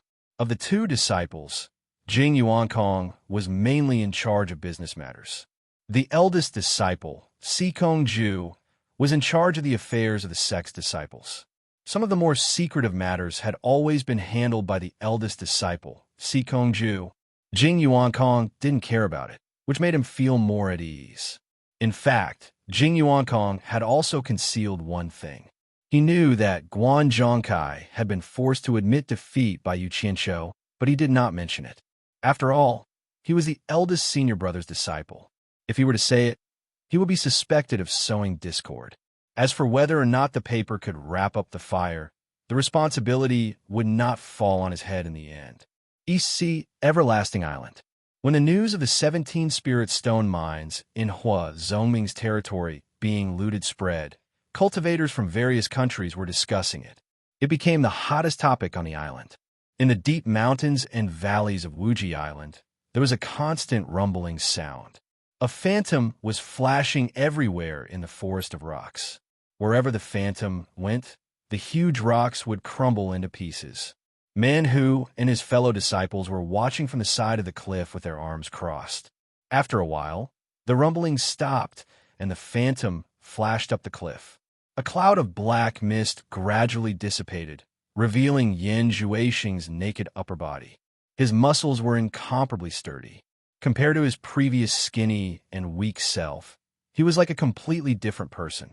After receiving the clothes from Man Hu, Yan Zhuixing looked at the broken rocks in the valley and shook his head. "My demonic charm movement technique hasn't been able to make any progress. Looks like it won't work just by relying on external force. I need the help of the 7-star blood orchid." State Preceptor, Where can I find 7 stalks of 7-star blood orchid? Man who muttered, I can think of a way to get 1 or 2 stalks, but I'm afraid it will be difficult to get 7 at once. Didn't you say that in the World Chamber of Commerce's upcoming cornucopia meeting, there is nothing you can't buy as long as you can afford it? I wonder if I can buy the 7-star blood orchid I need there? Yan Juixing asked. Don't worry, young palace master. I have already reported this matter to Master. Master will naturally pay attention to this matter. As long as the 7-star blood orchid appears, Master will definitely buy it at all costs. Man who said. Yan Juixing nodded, turned around, and said with a smile, I wonder if there is anything new in the various countries recently? Man who and his fellow disciples looked at each other and found that this young palace master was becoming more and more concerned about the various countries. He would often ask questions. They didn't know what he was thinking, but he definitely wouldn't ask for no reason. They were afraid that there was an inside story that others didn't know. Something new happened yesterday.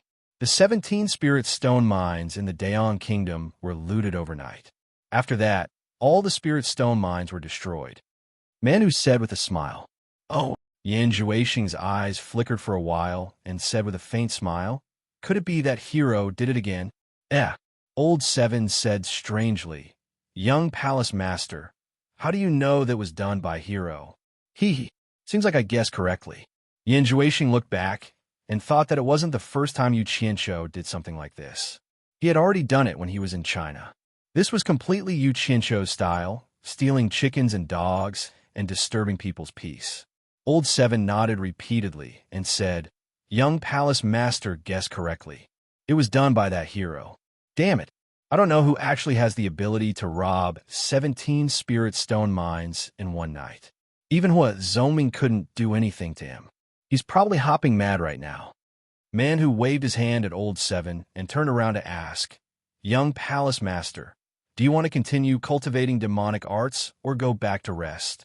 State preceptor, I want to walk around the various countries. What do you think? Yan Juixing looked at the distant mountains and said slowly, What? The few of them said in surprise. They didn't know why he suddenly had such an idea. Yan Juixing turned around and said to the few of them with a faint smile, I often hear cultivators from various countries talking about the excitement of the cornucopia gathering. I really want to go and see if I can find the 7-star blood orchid I need. The few of them looked at each other. Man who frowned and said, The situation here is so tense. How can you leave, young palace master? The cornucopia gathering is held once every 10 years. Young palace master might as well go next time. The situation is tense? Yan Juixing glanced at the few of them and sneered. Is it really tense? Why can't I see it at all? Although there are constant small battles, the various countries seem to prefer to waste time here. No one is willing to carry out the final battle. It doesn't matter if I'm here or not. This man who smiled bitterly and said, Young palace master, don't be anxious. There's a reason for this. Wait a year or two, and the various countries will definitely rush to attack.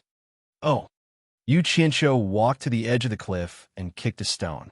He watched him go down and said, What is the reason? Can State Preceptor tell me honestly? Man who thought for a moment and walked to stand beside him and said, This isn't a secret that can't be told. The various countries are all worried about the number 1 expert in the world. By Changchun. Yan Juixing retracted his gaze and stared at him and asked, Didn't you say that he wouldn't interfere if the soul formation realm cultivators of the various countries didn't personally interfere with the affairs of the Huaxia cultivation world? Why do they have to worry about him? Although that's the case, everyone would rather wait another year or two. Why? It's good that everyone abides by the agreement. But if the various countries force the Huaxia cultivation world to a dead end, Bai Changchun can go to the various countries even if he doesn't have to come to Huaxia. This was something that no one thought of at first. Only later did someone raise this doubt. The various countries thought that it would be better to wait for Bai Changchun to go to the East Holy Land. At that time, the various countries would join hands and the Huaxia cultivation world wouldn't be able to resist. Man who explained. Yan Juixing sneered and didn't say anything. What did the various countries have to worry about? In the end, It was all because the Soul Formation Realm cultivators were afraid that by Changchun would find trouble with them.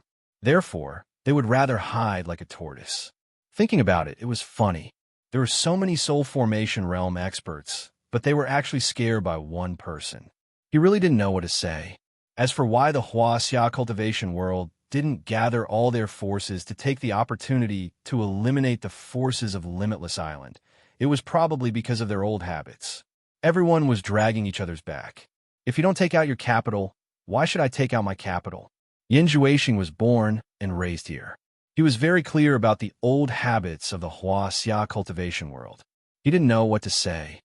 Since I have to wait another year or two, I might as well go to the various countries. This matter is decided. Yin Juexing didn't know if he was saying this to them or to himself. Man Who said helplessly, since young palace master has decided to go, I will go and arrange it. The news of Yu Qianqiu leaving to Yang City had been spread by some people. All the cultivators were looking for him everywhere. Before the cornucopia meeting, the biggest event in the cultivation world, killing Yu Qianqiu was the most important thing for the cultivators of various countries. The 2 treasured sabers on him were something everyone wanted. Whoever found Yu Qianqiu first would have the chance to get the 2 treasured sabers first. For a time, the search for Yu Qianqiu was carried out in the cultivation world. Yu Qianqiu naturally knew that his situation wasn't very good. He pulled third brother Xian along and tried to keep a low profile. Third brother Xian was willing to bear the burden and was not afraid of hard work. He took the initiative to bring Yu Qianqiu to hide here and there. He wanted to bring him safely to Lingfang Valley. Chapter 5:15. The 2 of them sneaked along the way, flying and hiding. From time to time, there were cultivators wandering around in the sky, and there were more and more signs. The 2 of them even found Foundation Establishment disciples searching in the sky on their flying swords.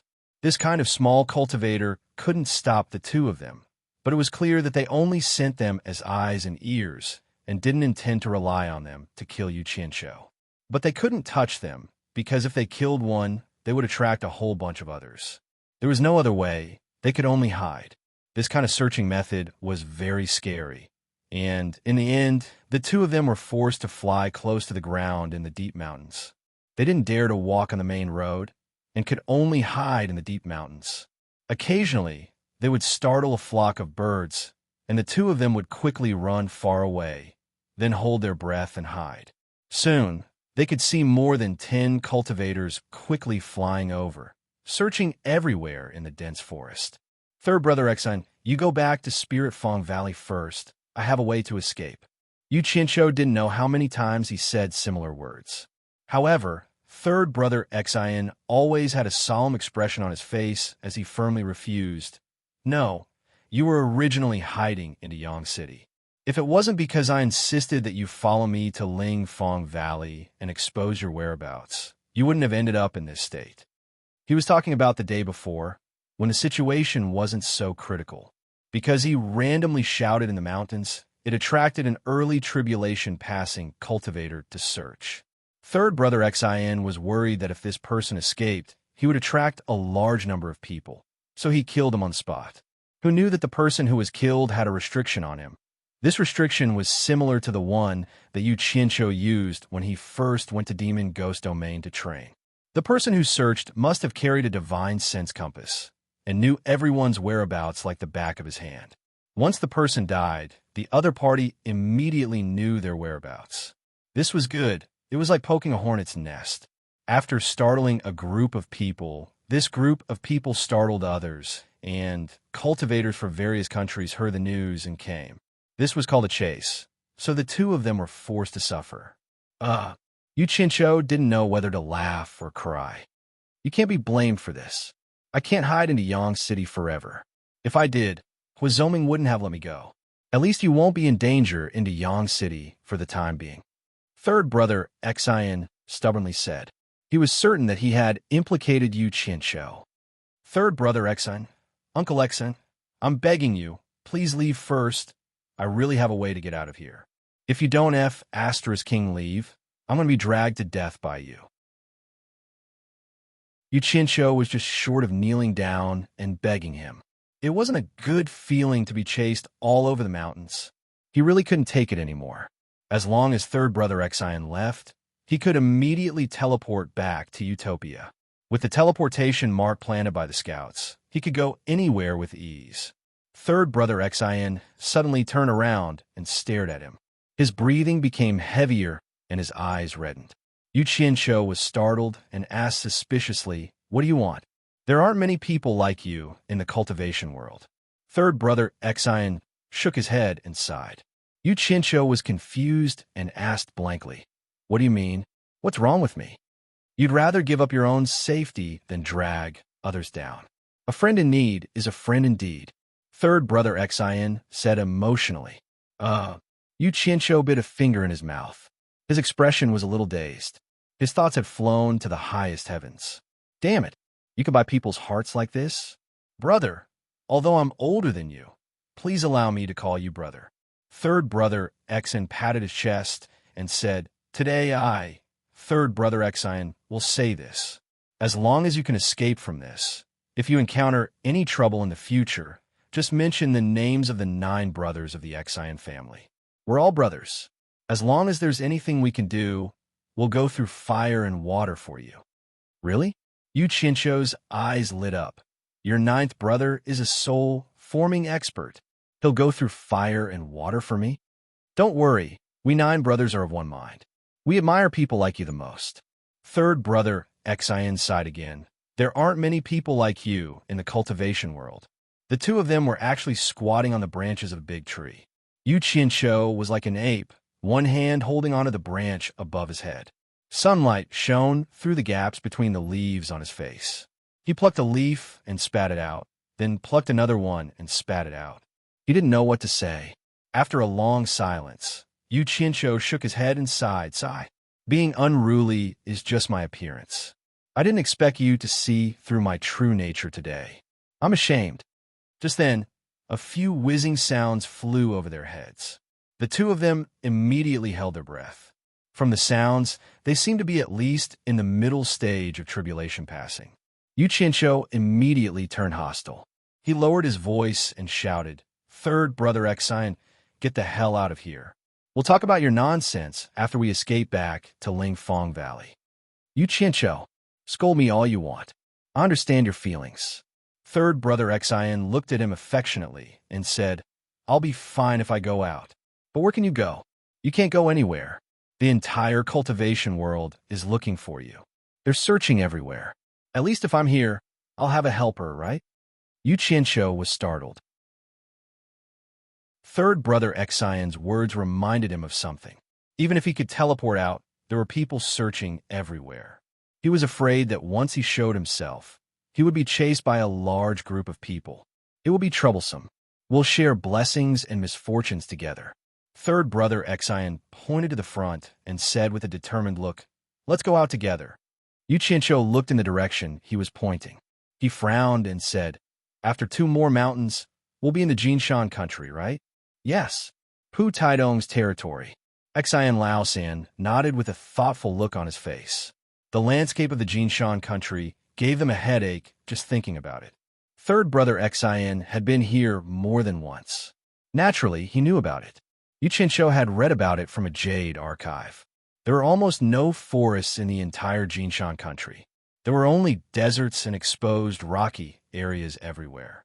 Although the entire country seemed a little desolate, the most distinctive feature was the abundance of various mineral resources.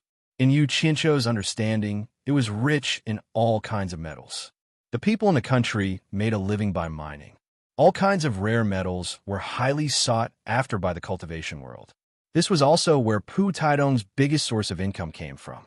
But because there were no forests to hide, the terrain was too exposed. As soon as the two left the Daong country's territory, they would immediately be exposed to the eyes of the public. When that happened, it would be difficult to hide. This is troublesome. Third brother Xian frowned deeply. "After we get out, run southwest," Yu Qinshu said with a stern look on his face. Third brother Xian said in surprise, "You mean to go to the Misty Forest?" "Yes." Yu Qinshu nodded and said, Let's go to the misty forest. Third brother Xian waved his hand and said, No, no. You came from the cultivation world of China. You might not know how powerful the misty forest is. The Eastern Holy Land, the Demon Domain, and the Misty Forest are the three forbidden areas of the cultivation world. Ordinary people can't go there. The Eastern Holy Land is mysterious and unpredictable. There is no return. There are countless demon ghosts in the Demon Domain, and the world's #1 expert oversees it. The Misty Forest is shrouded in 7-colored poisonous fog all year round. No one knows how deep it is. Even demigod experts are afraid to enter. At most, they can only enter by relying on their powerful cultivation. Yu Qianshou had seen what he said in the Jade archive left behind by Lu Wanwan. On the topographic map of the Jinshan country, this place was marked with a blank space. It only stated, the Misty Forest, a forgotten corner, shrouded in 7-colored poisonous fog all year round. Not worth paying attention to. Is there anything else besides the poisonous fog? Yu Qianshou asked. I don't know. Third brother Xian recalled and said, My master did enter the Misty Forest, but he only went to the surrounding area to pick some poisonous plants to refine pills. However, my master said that he heard the roar of some wild beast, but he couldn't be sure. It might have been the wind. Because the 7-colored fog is too poisonous, it's hard to imagine what kind of venomous insect could survive in there. Yu Qianshou pondered for a while. Since there was nothing else, and he had taken the Rui pill, he shouldn't be afraid of the poison. Even if there was something strange, he could escape in time. A green flying sword flew out. Yu Qianshou jumped down from the tree and landed on the flying sword. He said with a cold expression, Third brother Xian, it's time for us to part. Return to Ling Fong Valley first. I'll find you when the time comes. No, we agreed to share fortune and misfortune together. How can I leave you alone? Third brother Xian waved his hand and pointed to the side. Worst comes to worst, we'll spend more time and take a detour.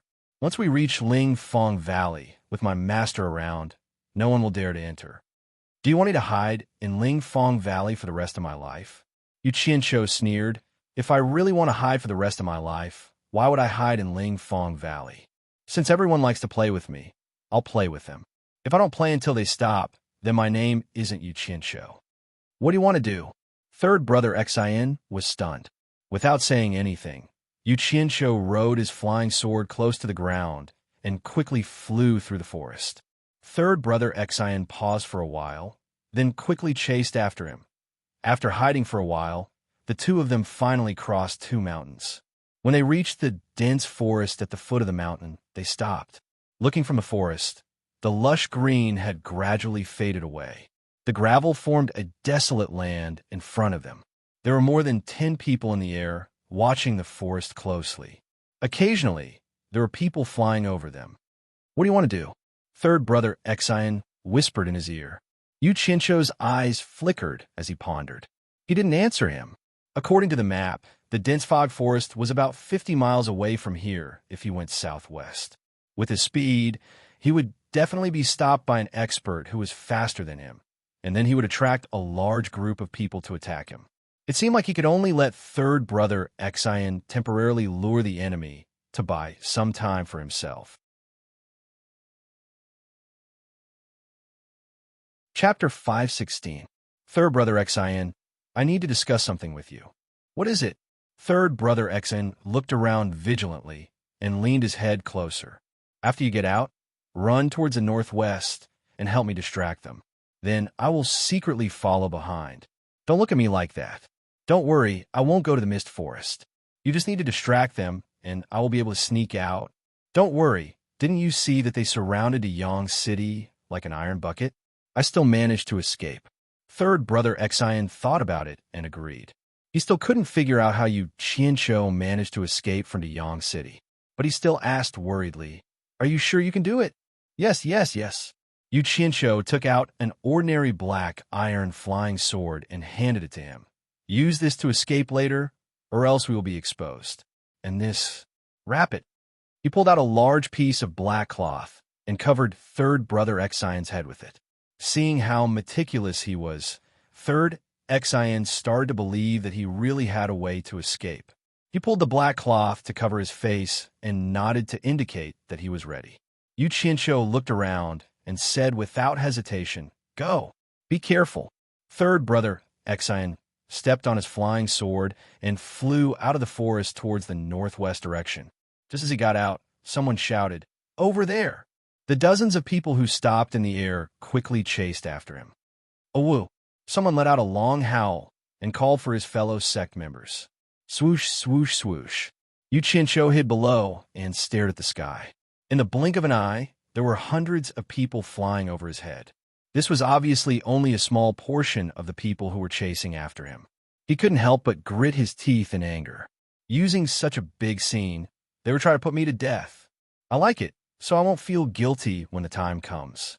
A ruthless glint flashed across Yu Qianqiu's face. He waited until the sky became quiet for a short period of time. Then, he rushed toward the southwest without saying a word, flying along the gravel ground of the Gobi Desert. Flying as low as possible would reduce the chances of being discovered.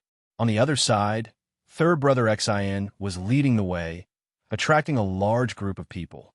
Third brother Xian suddenly felt a little excited. This was the first time he was being chased by so many people. But this was all thanks to Yu Qianqiu. However, his pursuer was not an idiot. After chasing for a while, he immediately realized that something was wrong. With Yu Qianqiu's cultivation, how could he fly so fast? Someone shouted, "Who's that?" At this moment, the sounds of fighting suddenly came from the southwest direction. "Not good. It's a diversion. Yu Qianqiu is over there." Someone shouted.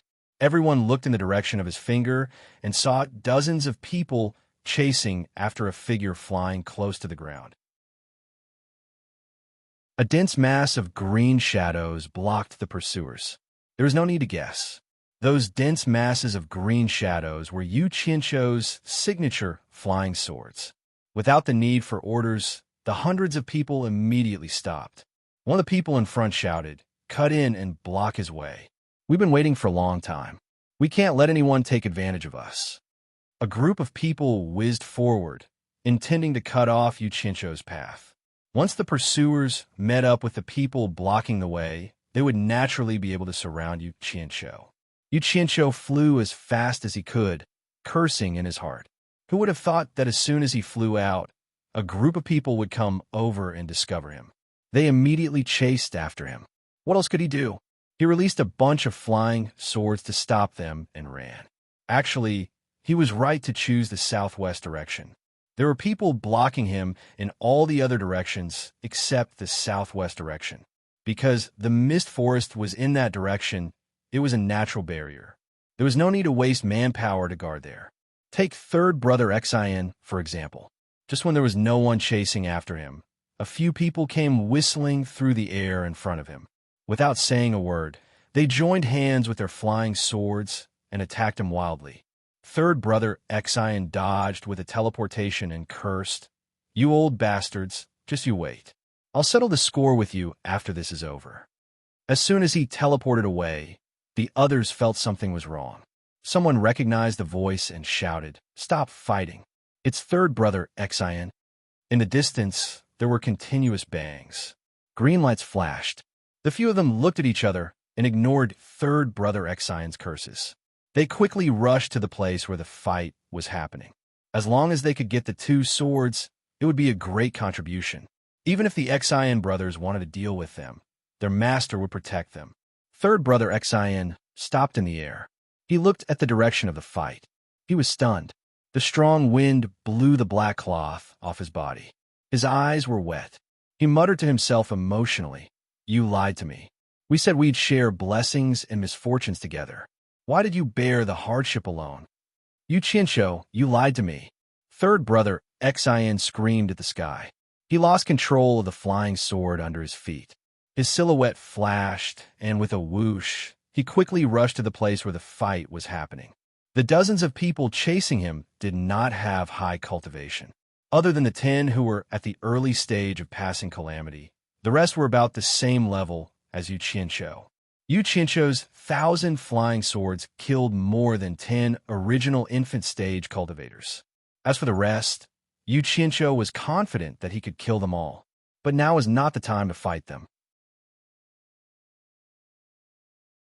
It would be troublesome if the others arrived. He was already halfway there. He could faintly see a rainbow in the distance. It was quiet, desolate, beautiful, and mysterious. It should be the forgotten corner of the world, the fog forest. The middle stage tribulation transcendence realm cultivators, who were chasing Yu Qianqiu, suddenly saw a large group of people coming from the northwest. They exchanged glances, and with a speed that was even faster than Yu Qianqiu's, they dashed in front of him. Yu Qianqiu, on the other hand, dodged left and right with his exquisite sword control skills. He managed to evade the slashes of the sword auras and continued to fly forward without a care for his life. It seemed like he wanted to reach the fog forest at all costs. But because he was flying close to the ground, the gravel exploded on his body, making him grimace in pain. A bunch of bastards. Just you wait. If I don't take revenge, I am not a man. Yu Qianqiu growled, gnashing his teeth. Since they had already been discovered, there was no longer any need for them to fly close to the ground. Otherwise, even if they were not killed by the other party, they would end up with a bloody nose and a swollen face. He quickly flew up on his sword and increased his flying altitude. With a muffled roar, he activated his sword art. The 1,000 flying swords formed a 2-meter-wide rectangular sword array and wrapped him in it. The cyan rectangular sword array rotated quickly. A cyan whirlwind carried him forward quickly. It was a spectacular scene. The few people who were fighting and flying in front of him had just attacked a few flying swords in the rotating sword array when the other flying swords came flying at them. Just the formation alone was enough to give them a fright, and they quickly dodged. The flying swords that were hit away quickly returned to the sword array and protected Yu Qianqiu as he moved forward quickly. The few of them attacked one after another, but they could not do anything to Yu Qianqiu. He did not even stop to fight with them, and only cared about charging forward. Looking at the hundreds of people flying towards them, the few of them became anxious. One of them shouted, "Yu Qianqiu, leave your treasured saber, and we will let you go. We will spare your life. Spare your mother.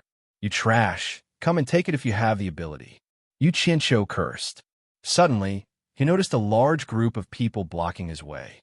He felt helpless. If he had not been delayed by these bastards and wasted some time, he would have already charged in.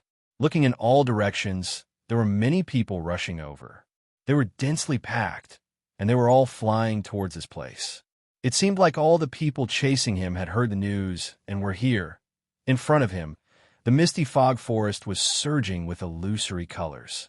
It was a vast, mysterious, and boundless world. Like a seductive young lady, she was shrouded in a colorful and mysterious veil. For countless years, countless people wanted to remove this mysterious veil and kiss this young lady. However, behind the seduction was a naked ruthlessness. In the end, people flinched and gradually forgot about this mysterious young lady. Since they could not kiss her, they might as well forget about her. Originally, it was rare for anyone to come to this place for thousands of years. Wind and frost carved out a desolate aura in this field made of gravel, telling the occasional visitor that this place had been quiet for a very, very long time. However, this silence was broken today. Yu Qianqiu's crazy charge forward made the people blocking him guess something. Among the hundreds of people blocking him, there were more than 10 who were far ahead of the people behind them. This proved that their cultivation was higher than the others. Not good. This kid is going all out. He would rather die in the fog forest than let the treasured saber fall into the hands of others. One of them expressed his judgment. You want to die? It's not that easy. Even if you want to die, you have to leave the treasured saber behind. Another person laughed sinisterly. As they spoke, they completely exposed the nature of the cultivation world where the strong preyed on the weak. The cultivators of the various countries have heard the news and are here. Hurry up just in case. We'll stop him first. Those behind follow up. Let's go. The person who was flying the fastest shouted. Since he was able to command everyone, it was obvious that he was the leader of this group of people. More than 10 people disappeared on the spot at the same time. They appeared in front of them once, then disappeared and appeared again. More than 10 people used teleportation at the same time. This meant that all of them were experts at the end of the tribulation passing stage. It was obvious that this group of people was determined to get the treasures. After teleporting 3 times, they lined up in front of the bewitching fog forest. They coldly looked at the spinning cyan sword formation that was rushing towards them. Naturally, the one inside the formation was Yu Qianshou, their target. They were originally about the same distance from Yu Qianshou to the fog forest. Moreover, their flying speed was obviously faster than Yu Qianshou's. However, just in case, they actually teleported to intercept him. The 700 to 800 people behind them had already flocked over and lined up behind the 10 people. The person in the lead stared at the people who were entangled with Yu Qianshou and let out a cold laugh. He waved his hand and said, "Go, chase away those flies behind us. At the same time, cut off all of that kid's escape routes. The treasures are ours." Almost 200 people immediately flashed behind him and surrounded him.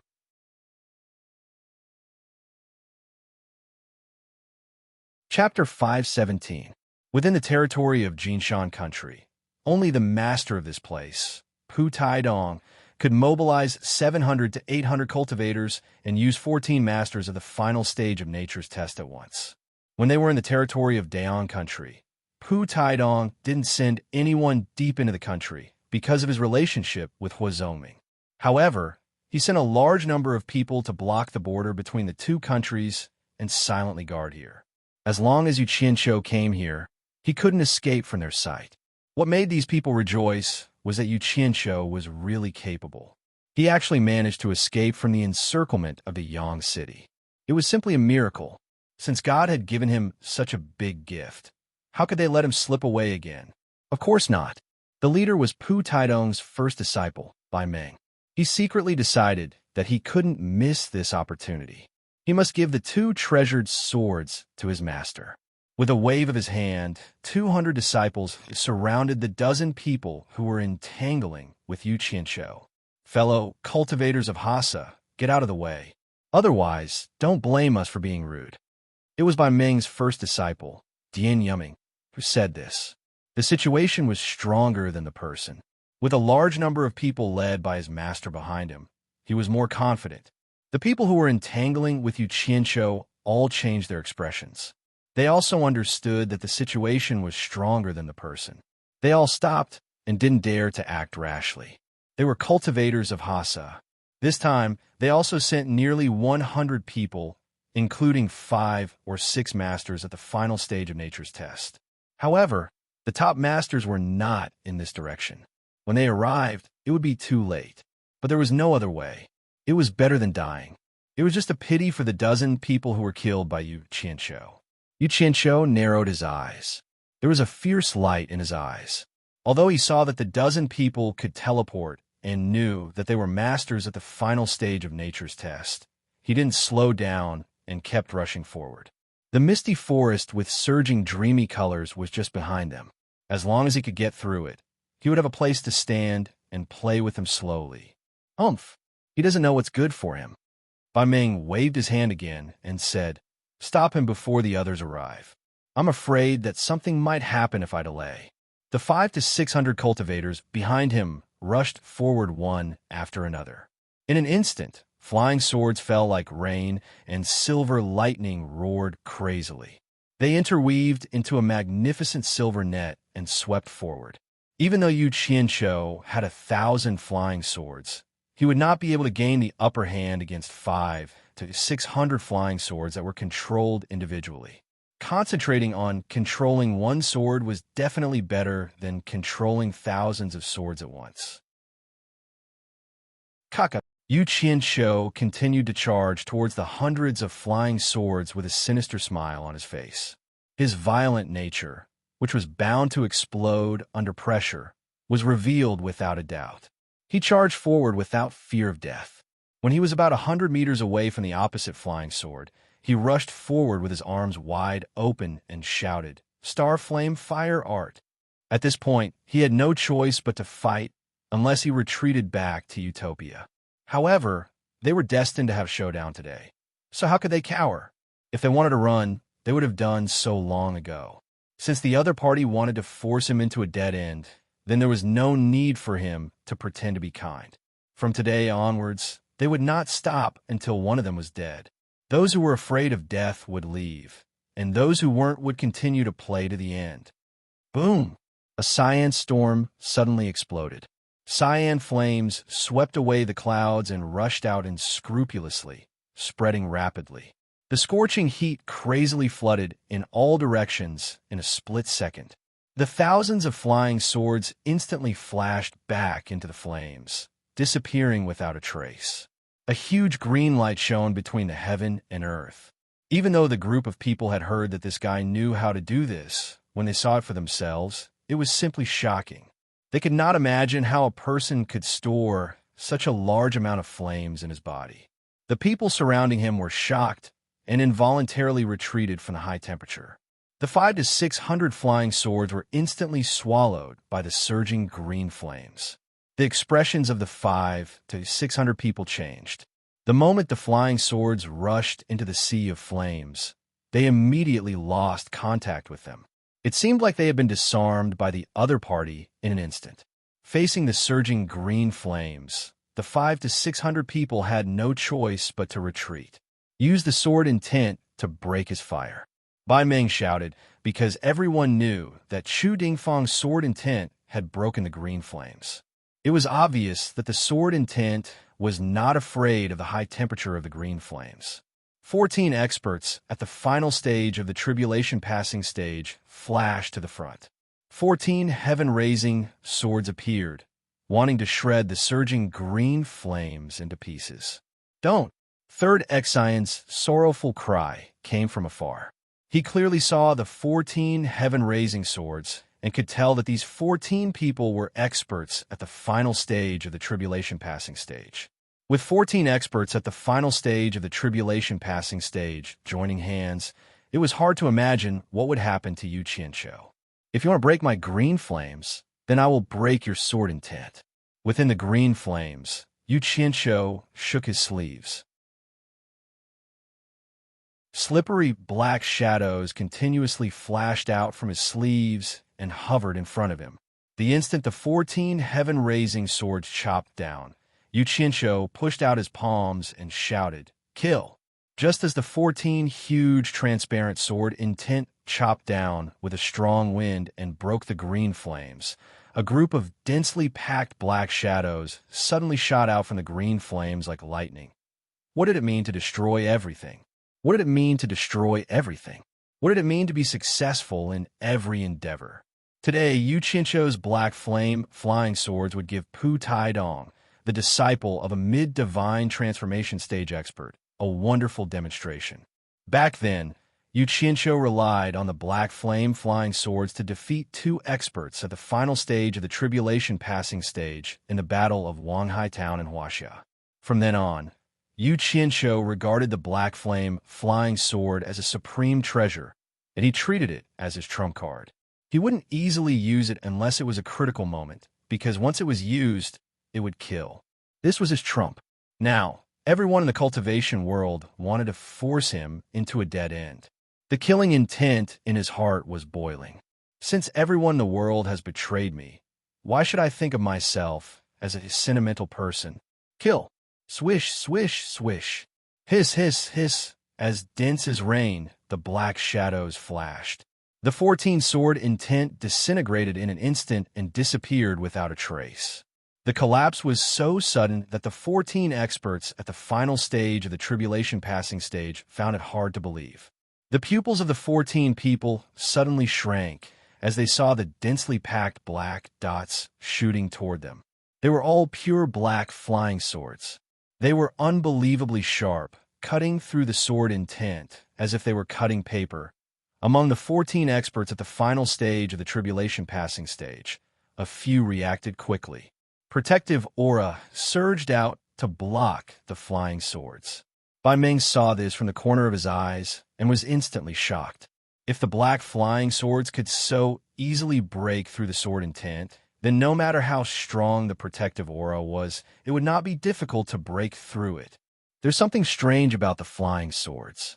Don't fight them head-on. As Bai Meng shouted, he quickly flew into the air.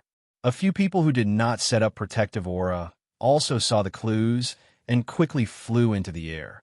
At this moment, life and death could be decided in an instant. It was too late for the 5 experts at the final stage of the tribulation passing stage who had protective aura. In addition, they had protective aura, so they couldn't even teleport. They just bounced up. 5 shrill screams were heard. The protective aura was instantly pierced through by the flying swords, and it did not have any effect on blocking the attacks. The bodies of the 5 people trembled in the air. They were pierced by the flying swords like sieves, and their bodies were full of bloody holes. Then, like kites with broken strings, they fell straight to the ground. However, before their bodies fell to the ground, they were swallowed by the surging green flames.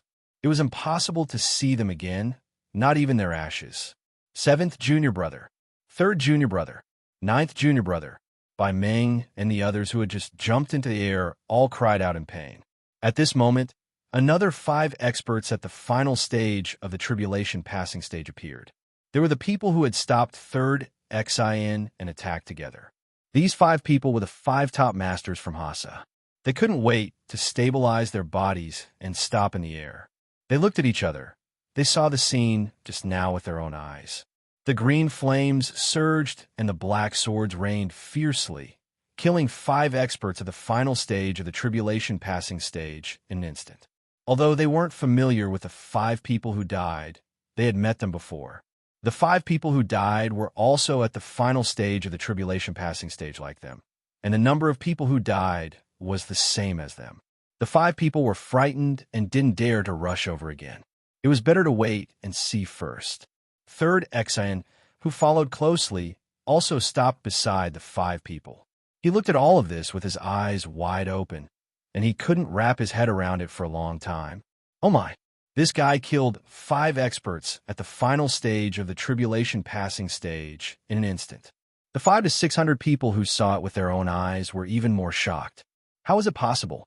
In the blink of an eye, 5 experts at the final stage of the tribulation passing stage died. Just like that? Run! Someone in the crowd screamed, and everyone immediately scattered in panic. After the black swords killed the 5 people, they didn't stop at all.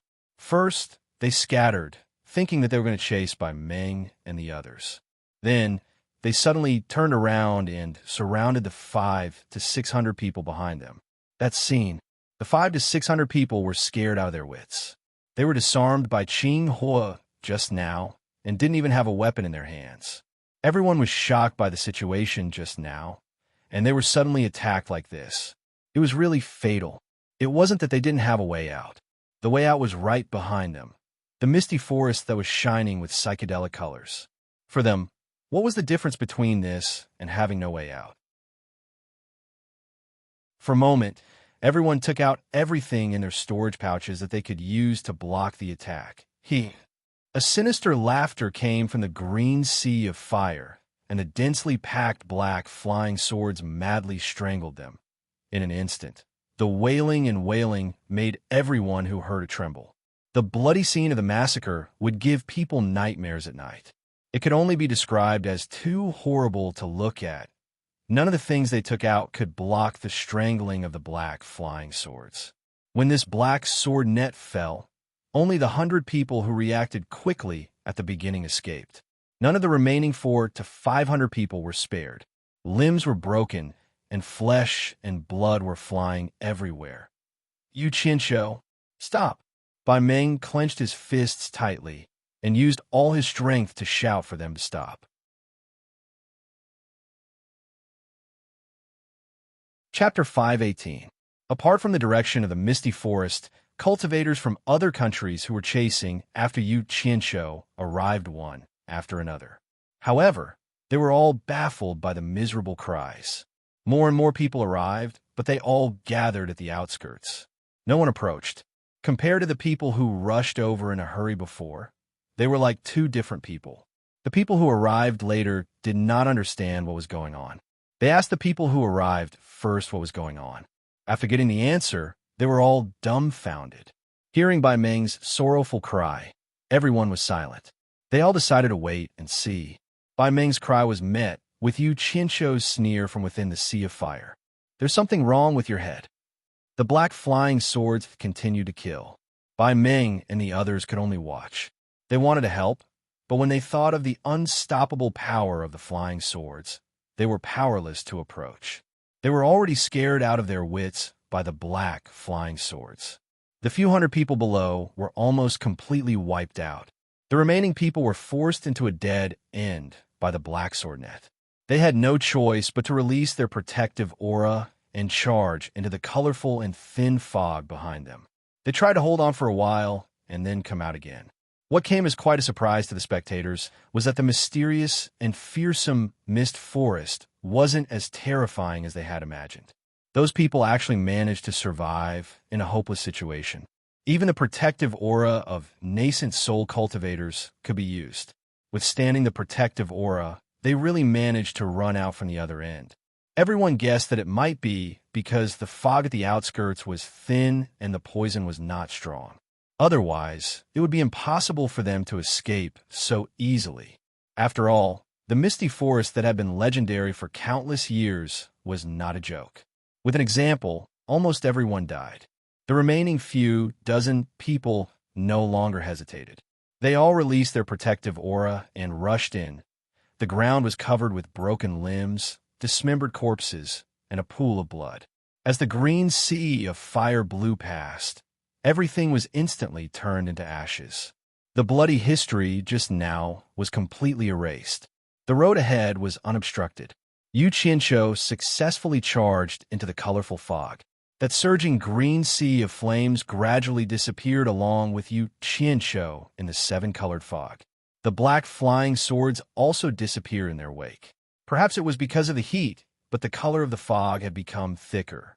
Previously, they could see dozens of meters away, but now they could only see 1 or 2 meters away.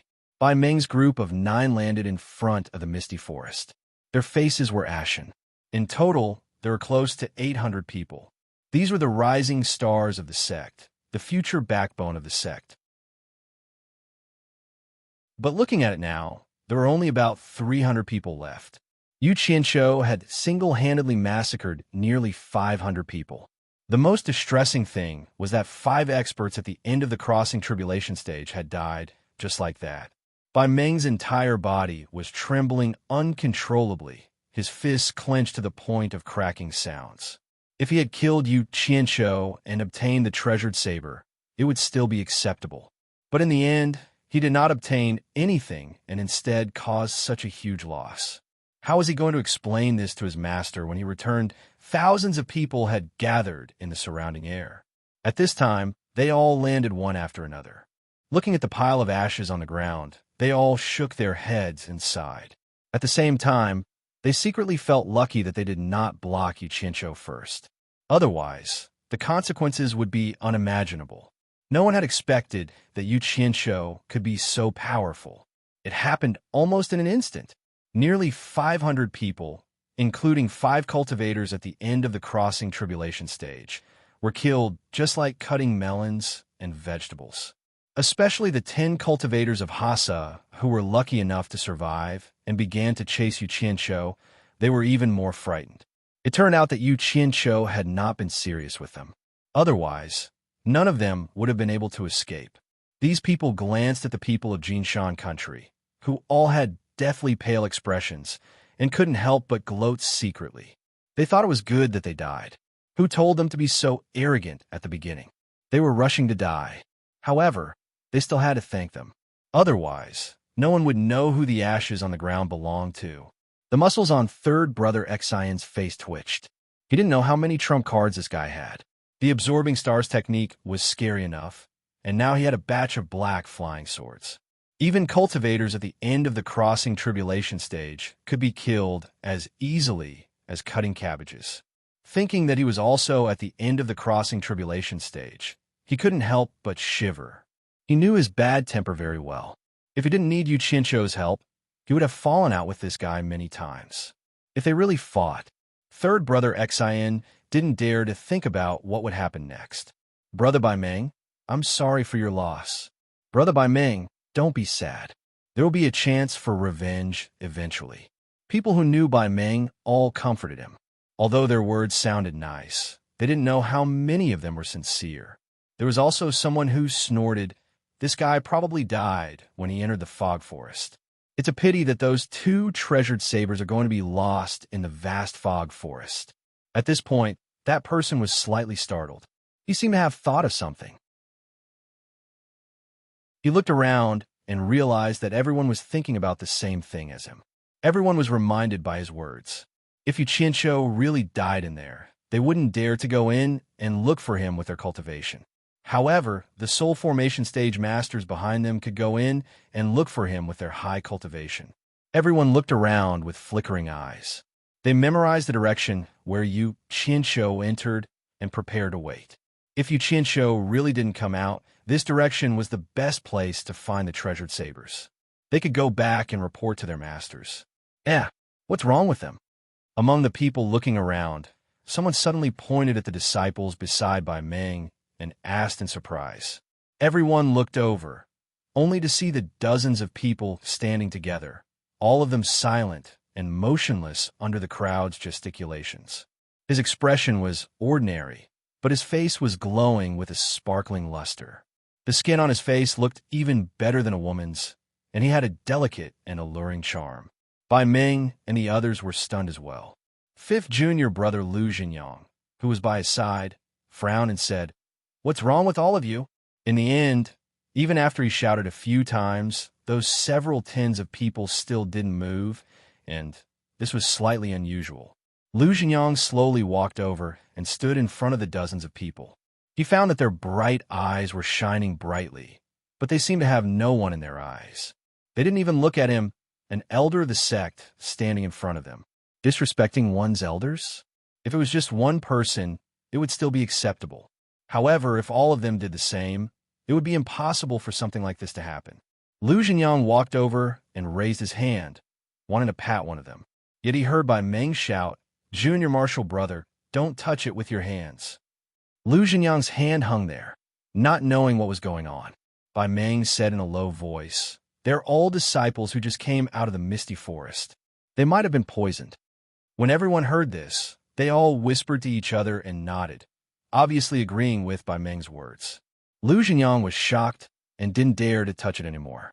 If he was infected by a deadly poison, it wouldn't be fun. Taking a few steps back, he raised his hand and snapped his fingers. With a whoosh, a gust of wind shot out and hit one of the people's face. He had grasped the appropriate amount of strength. This gust of wind that he shot out would at most cause the person to have a bloody nose and a swollen face. There wouldn't be any other consequences. However, what surprised him was that the disciple's skin color wasn't just tender and alluring. It had really reached the point where it could be broken by a blow.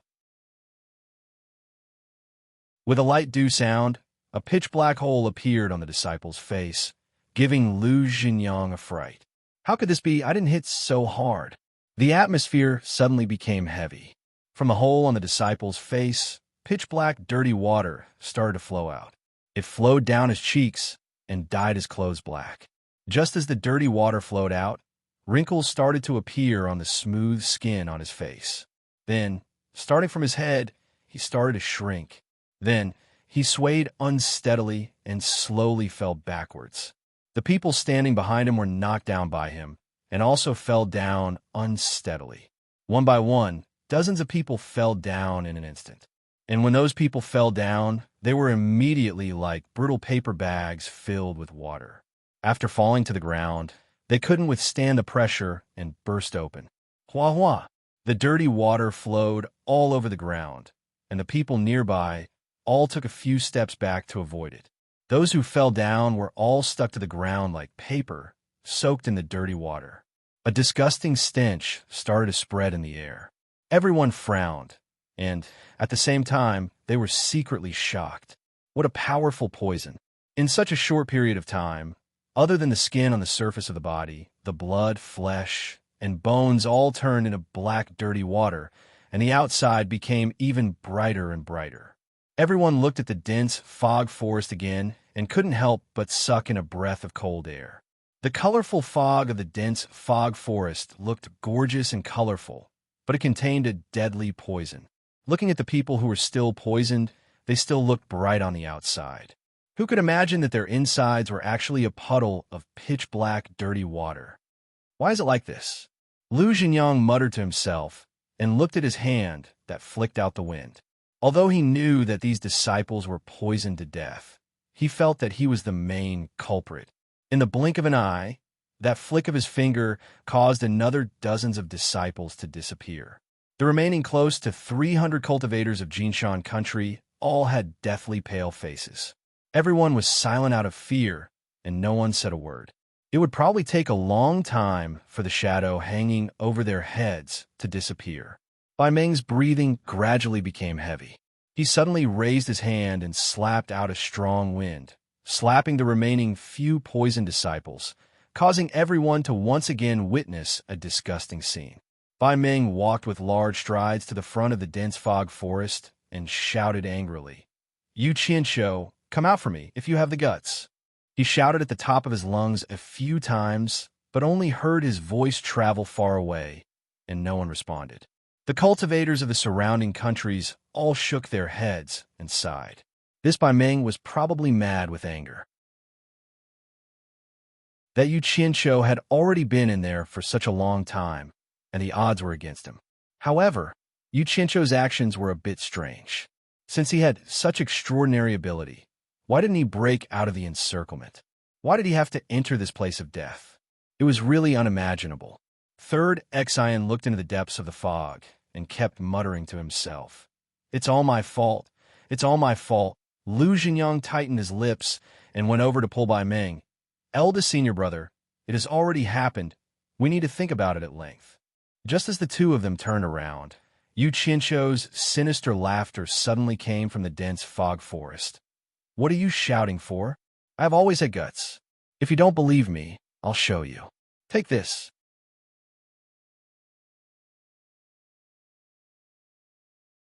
Chapter 519. Everyone was stunned. Like I didn't die? Third brother Xian's expression was even more interesting. It could only be described as winking. Everyone was still in a daze. Whoosh, whoosh, whoosh. A large number of black shadows shot out from the thick fog. "Ah, it's a flying sword, run!" One person screamed. Everyone was shocked and quickly dodged. Yu Qianshou's flying sword was not an ordinary flying sword. Hundreds of lives had been taken as a warning, and there were still 5 cultivators at the final stage of crossing tribulation. Whoever didn't run was a coward. However, there were nearly 5,000 cultivators chasing after Yu Qianshou. Those at the final stage of crossing tribulation were fine, as they teleported into the air. However, most of the cultivators were not at the final stage of crossing tribulation. It was not a problem for them to run in an orderly manner, but what was the scene of 5,000 people flying around randomly? They were even more headless than headless flies. It was really a mess, so much so that many people flew up and were knocked down again. Bloody noses and swollen faces were not suitable for cultivators, but in order to escape, there were many who fought and kicked. Some people pulled, some people kicked. "Who asked you to block my way?" There was a lot of shouting and cursing. The result of this chaos could be imagined. Thousands of black flame, flying swords shot out like lightning and strangled people. There was no need to deliberately control them. All they had to do was rush into the crowd and shoot randomly. Magic tools and magic treasures were all useless. They could not block the attack of the black flying swords at all. All the obstacles were so fragile that they were easily defeated.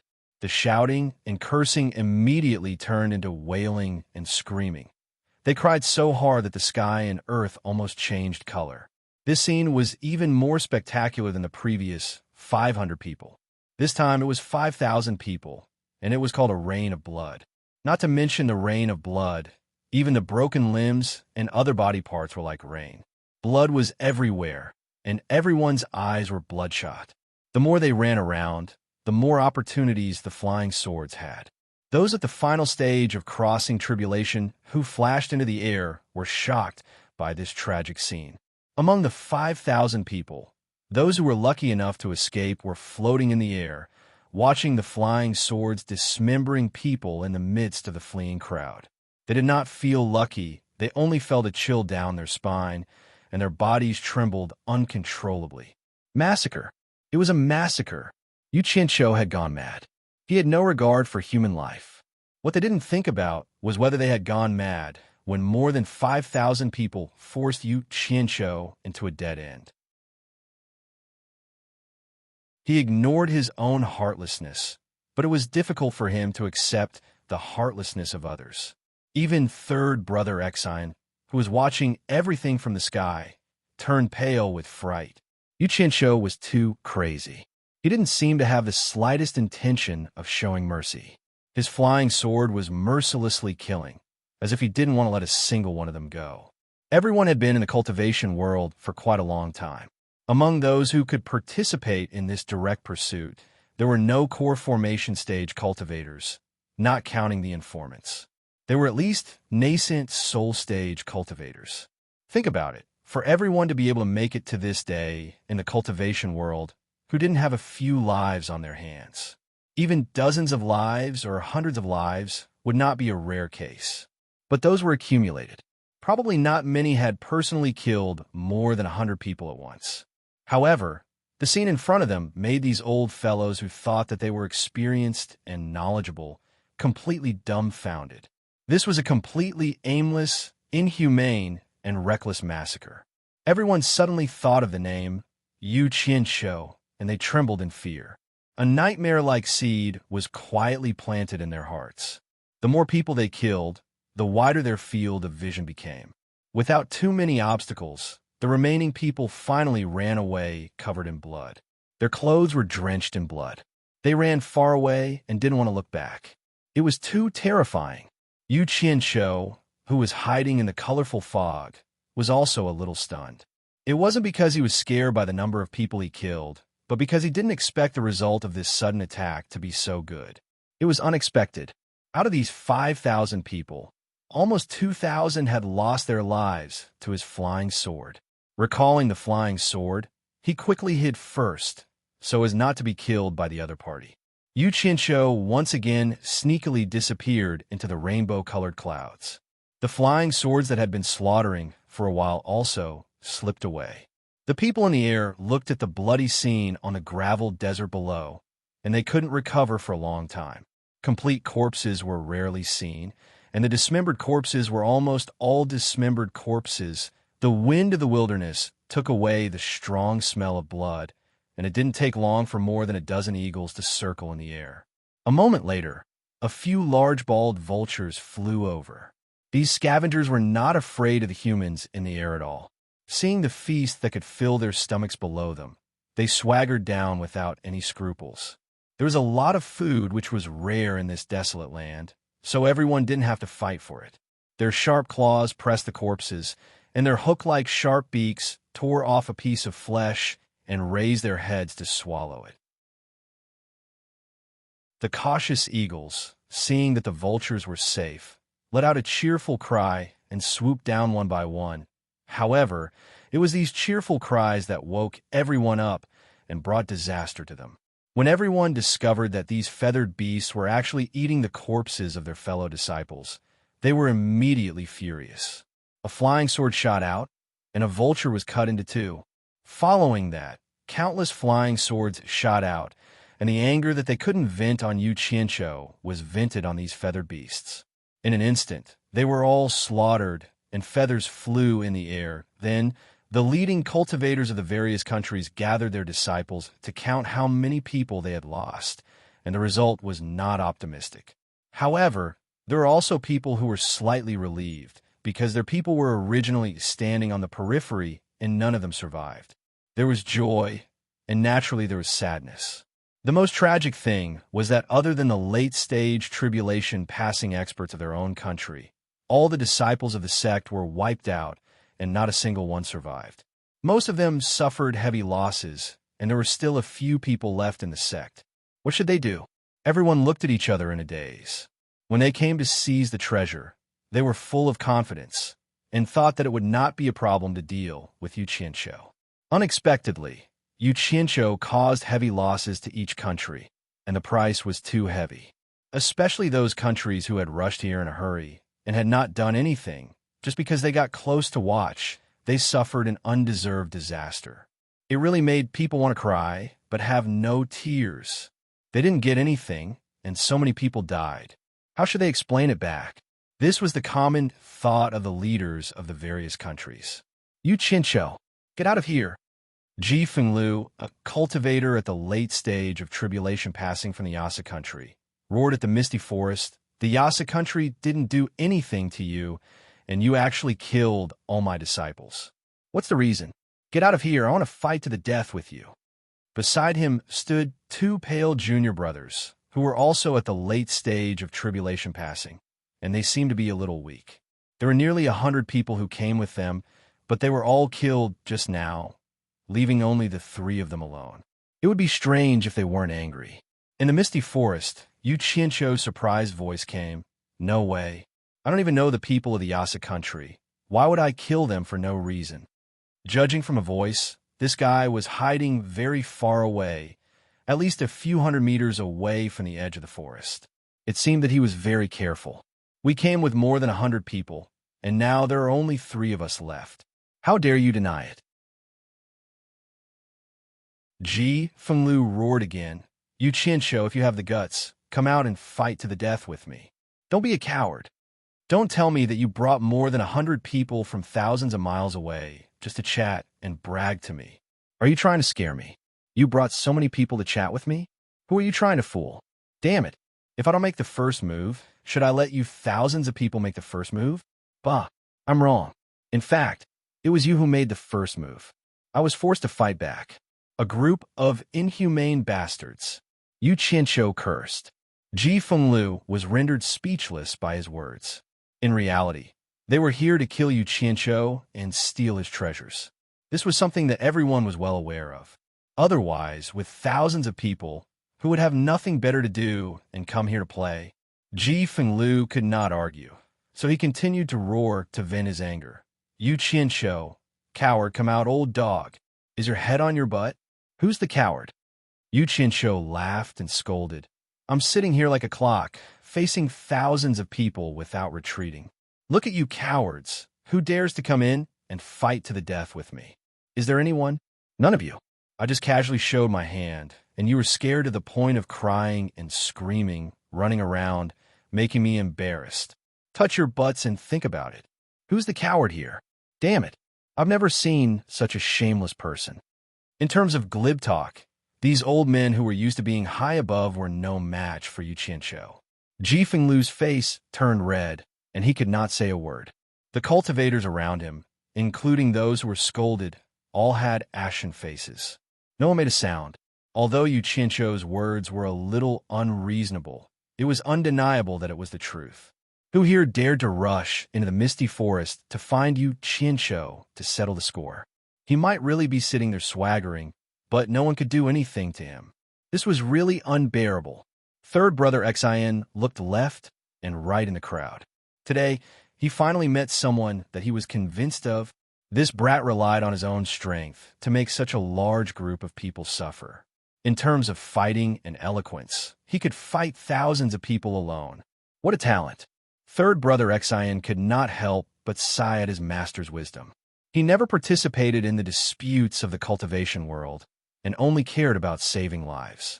If he was like the other countries and brought people here today, not only would he suffer, he would also be very angry. Everyone, the world's #1 expert below the soul formation stage, am sitting here. If anyone is not convinced, feel free to come and challenge me. One-on-one or all at once, I will take you all on. In the colorful fog, Yu Qianzhou's infuriating and mocking words came again.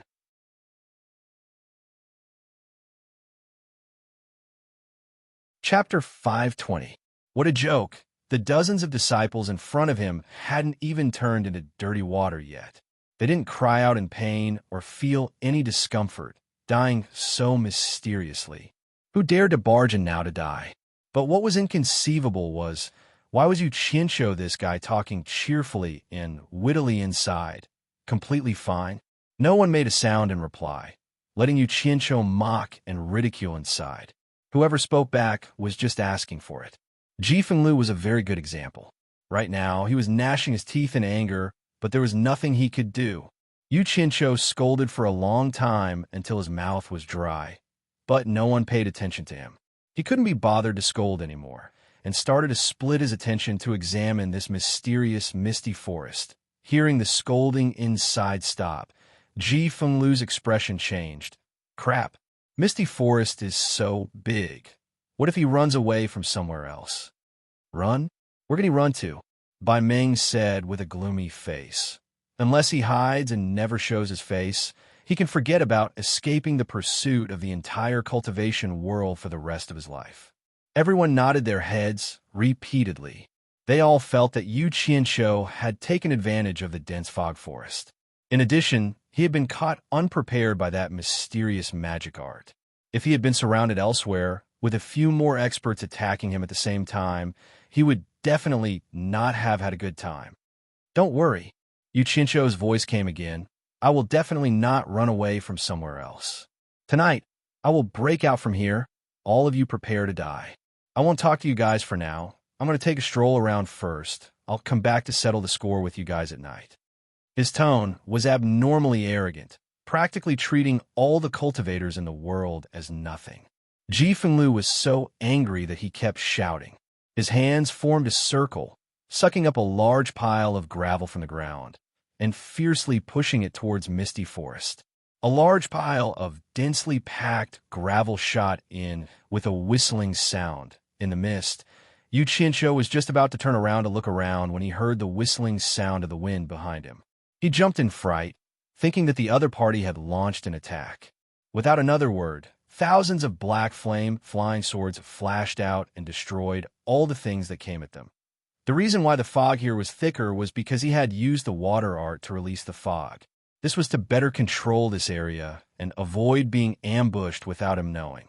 Therefore, no matter how many stones were shot at him, they were all shattered. When he found that all the stones on the ground were stones, he felt like he had been tricked. He immediately cursed again. Which shameless old thing actually threw stones at people?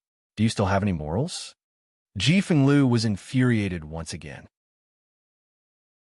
Bai Meng instead raised a hand and pressed it against his shoulder, his gaze lighting up as he stared at the gravel covering the field. The reason why no one dared to attack the fog was that they did not understand the power of this seven-colored fog. They were afraid that the magic tools and magic treasures in their hands would be destroyed if they came into contact with the poison. However, they did not expect that they could borrow the gravel in this field. Bai Meng waved at everyone and pointed at the gravel in the field. He then pointed at Ji Fenglu, indicating for everyone to copy what he had done just now. Everyone's face lit up. Without a word, they swept up a large amount of gravel on the ground and fiercely pushed it in the direction where Yu Qianqiu's curses came from. In an instant, the earth-shattering gravel shot into the fog with a whooshing sound. When the rain of gravel rushed into the fog, Yu Qianqiu immediately guessed what it was. So many? He was a bit dumbfounded. F***CK. He hurriedly jumped into a trench at the side. Above his head were the shadows of locusts that were as dense as rain. That sound was truly frightening. Don't look at it as just rocks. There were quite a few tribulation stage experts among them. When those rocks attacked, they could casually break through a wall. Killing ordinary mortals was like cutting vegetables. Even if a cultivator was hit, they would not feel good. When there was no more movement, just as he jumped out, he immediately heard an earth-shattering sound surging towards him. Thus, he jumped back again. When there was no more movement again, he immediately jumped out and flew away on his flying sword. As he turned around, he roared, a bunch of shameless people, just you wait. Everyone rolled up the gravel again. Although they knew that this wouldn't do anything to him, it was also a way to vent their anger. Even old Xin, who was at the side, couldn't help but join in the fun. That brat was really too arrogant. He chuckled there. Hearing that flustered and exasperated voice gradually fading away, thousands of people laughed loudly. They finally let out a sigh of relief. However, when they saw the corpses all over the field, they immediately couldn't laugh anymore. With such dismembered corpses, They couldn't even tell whose they belonged to. Even if they wanted to collect them, they couldn't. The leader of the group thought about it and called for the disciples of the sect to dig many deep pits on the ground. The surrounding corpses were swept into the pits and then directly buried. They had no choice but to do this. No matter what, they were from the same sect.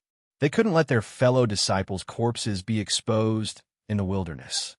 As for the storage pouches, they tried their best to identify which sect they belonged to. If they couldn't, then whoever picked it up could keep it.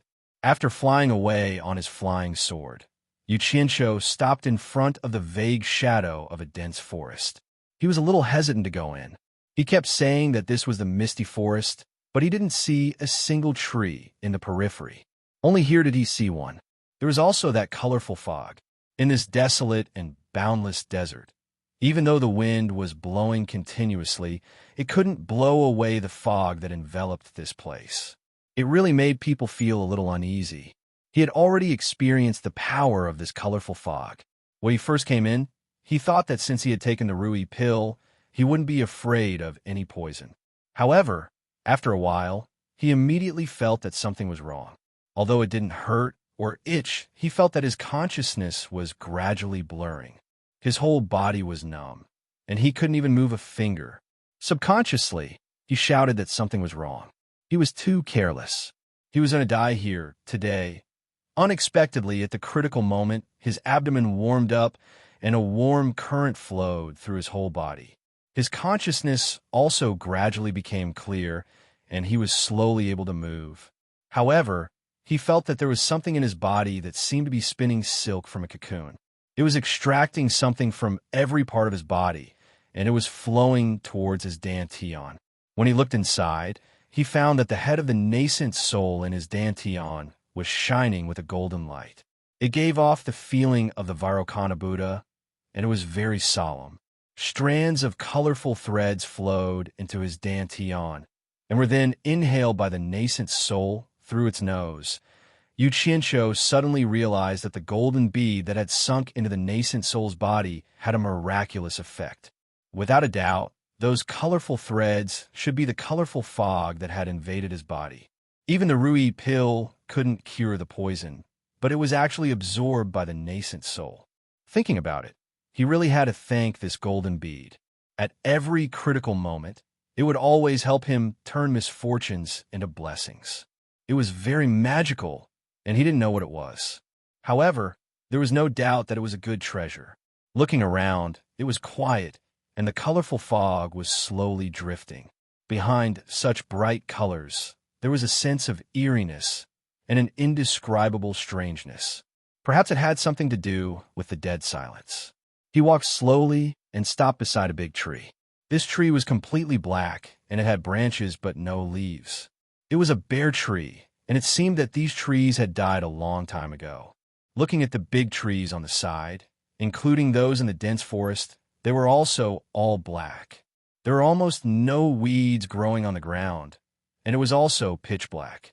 On the contrary, there were some hairy things that looked like grass under each tree.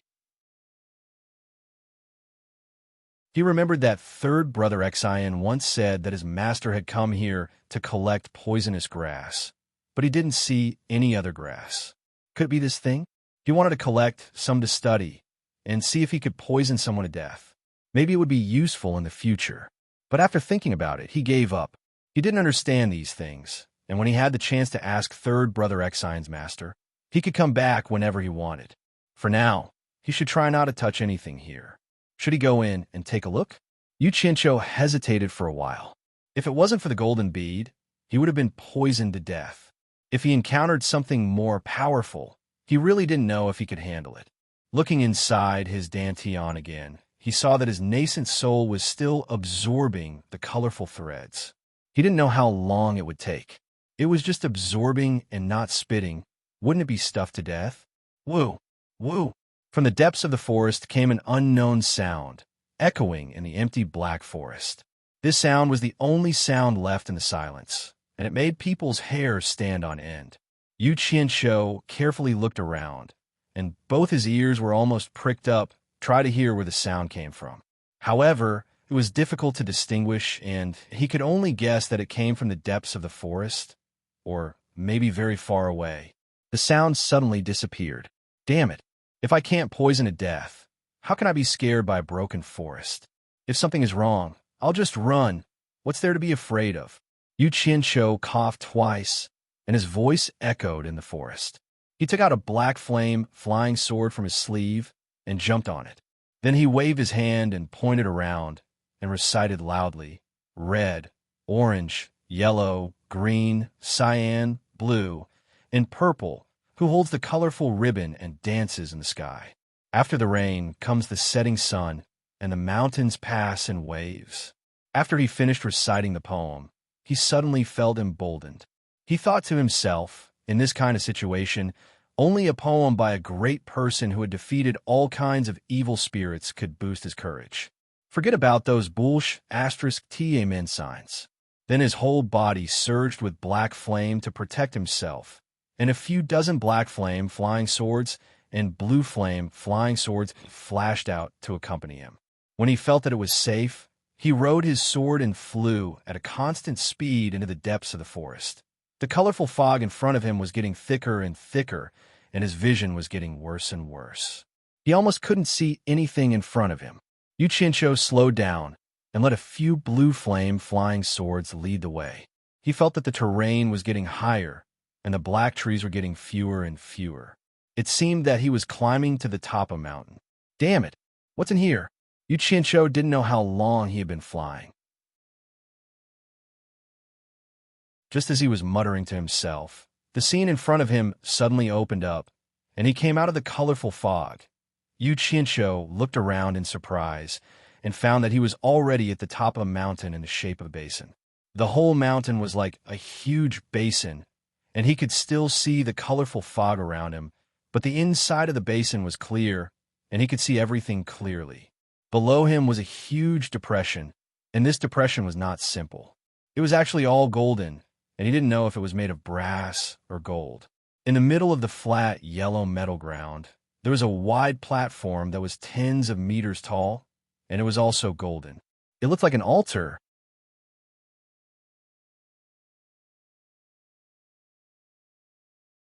Chapter 5:21.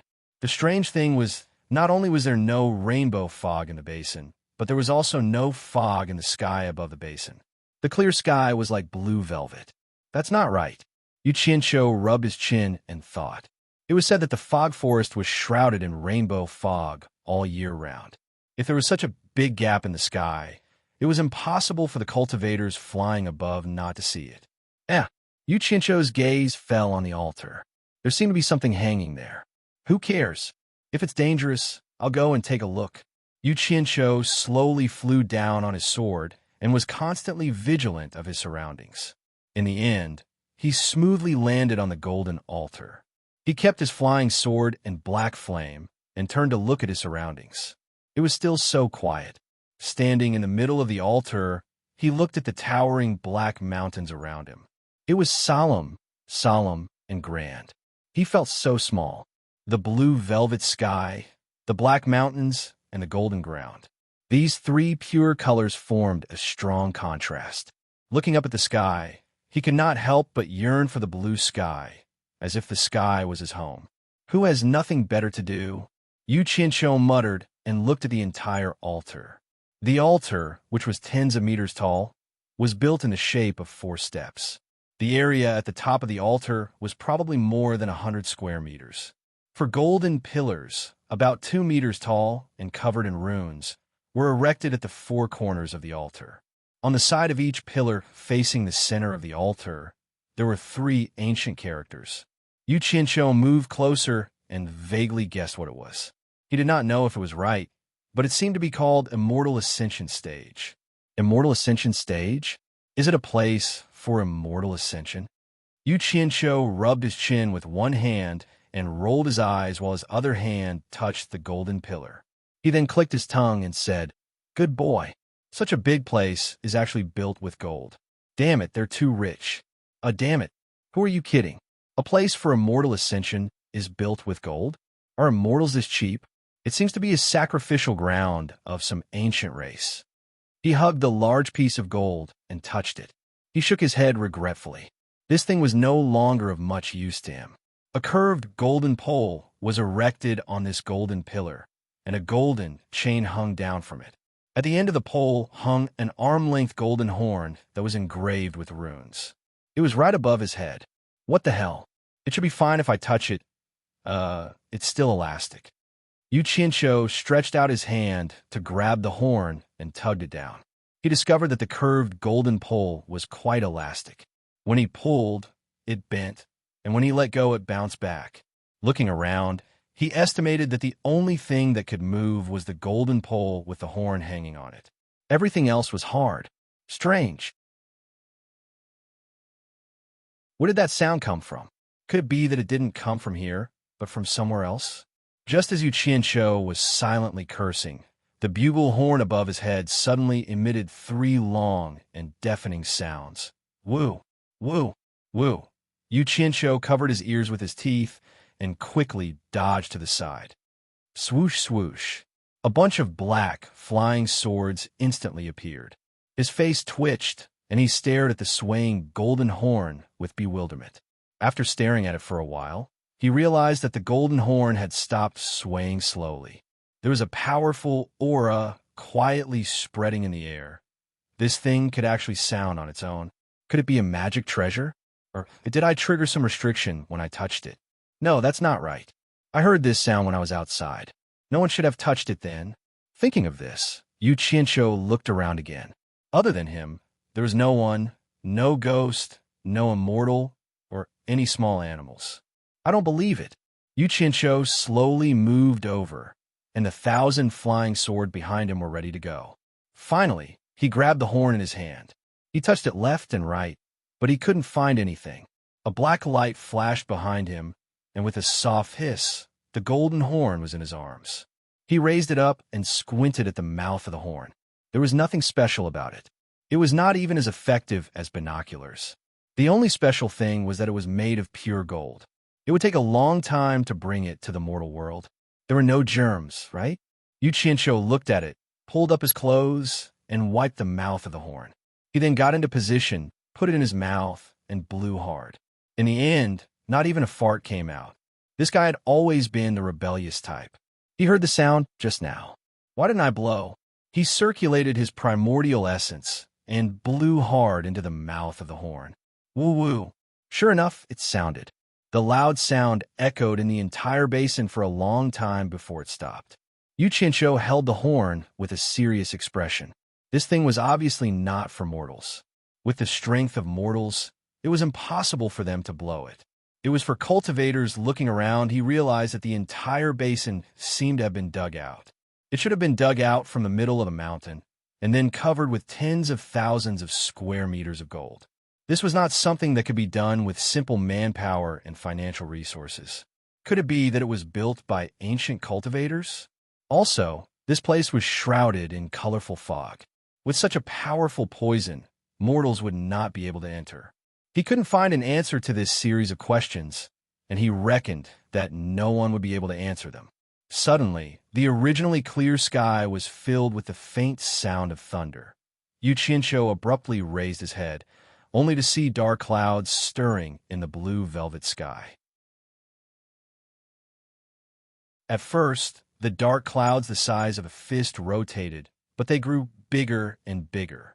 Slowly, they covered the entire sky above, and the basin was suddenly pitch black. The sound of thunder became louder and louder, shaking the entire basin. Rumble. Bang. A bolt of lightning flashed in the dark clouds, followed by sinister, snaking bolts of lightning. The whole basin was lit up, and then it was dark, accompanied by strong winds. Such a huge commotion occurred in the basin. But outside the dense fog forest, the cultivators of the various countries did not notice any movement in the sky. They were discussing how to deal with Yu Qianqiu's breakout at night. Although they did not know whether Yu Qianqiu was telling the truth, they would rather believe it. It was better to be prepared. Little did they know that Yu Qianqiu was looking left and right in shock, and he was like a small boat in a tempestuous storm. This scene was truly a ghastly sight. He did not know what was going on. In any case, He was prepared to escape at any time. However, what was surprising was that the wind gradually subsided and the surroundings became blue again. Normal light reappeared in the basin. The blue velvet was compressing the dark clouds of lightning and thunder, compressing it into a black hole. The lightning in the black hole was as fast as thousands of snakes. Yuchincho's ears were buzzing with the sound of thunder. He looked up at the sky with his mouth wide open, looking a little silly. He did not know what the hell was going on in the sky. There was only thunder and no rain. At this moment, the black hole of lightning and thunder gradually rotated as if it was going to spit something out. As it rotated, the colorful fog around the basin began to be sucked in, gradually covering the entire sky. The gathered fog began to be sucked into the black hole. Suddenly, a dazzling white light flashed in the black hole, and a figure flashed in the white light. Before Yuchincho could react, he suddenly found that there was someone in front of him. He was shocked, and the flying sword behind him all moved in front of him with a swoosh. He saw a golden-robed, middle-aged man staring at him coldly. That golden robe was very compatible with the environment. He asked, "Were you the one who blew the immortal ascension?" Yuchincho did not reply, but shouted back, "Who are you?" The middle-aged man was obviously stunned. He looked at the golden horn in his hands, and then at the golden chain that had been cut off. He said indifferently, "How dare you cut off the immortal ascension? Shut the F***CK up. Who the hell are you? Otherwise, don't blame me for being rude," Yuchincho roared. He was actually a little nervous. This golden-robed man's entrance was too awesome. He had never seen such a flashy entrance. It actually caused dark clouds to gather and lightning to flash and thunder to rumble. "You don't know who I am?"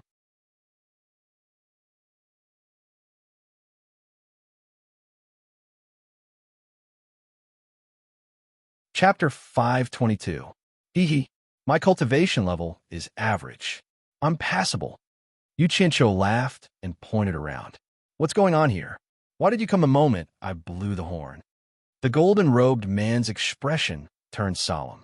A long time ago, an expert from the immortal world used his profound cultivation to break through the void and set up an array here. Once the immortal ascension is blown, it can reach the heavens. Our emissaries will open the corresponding passage to receive you. Then why did I hear the immortal ascension being blown by itself? Yuchincho asked curiously. The golden-robed man smiled.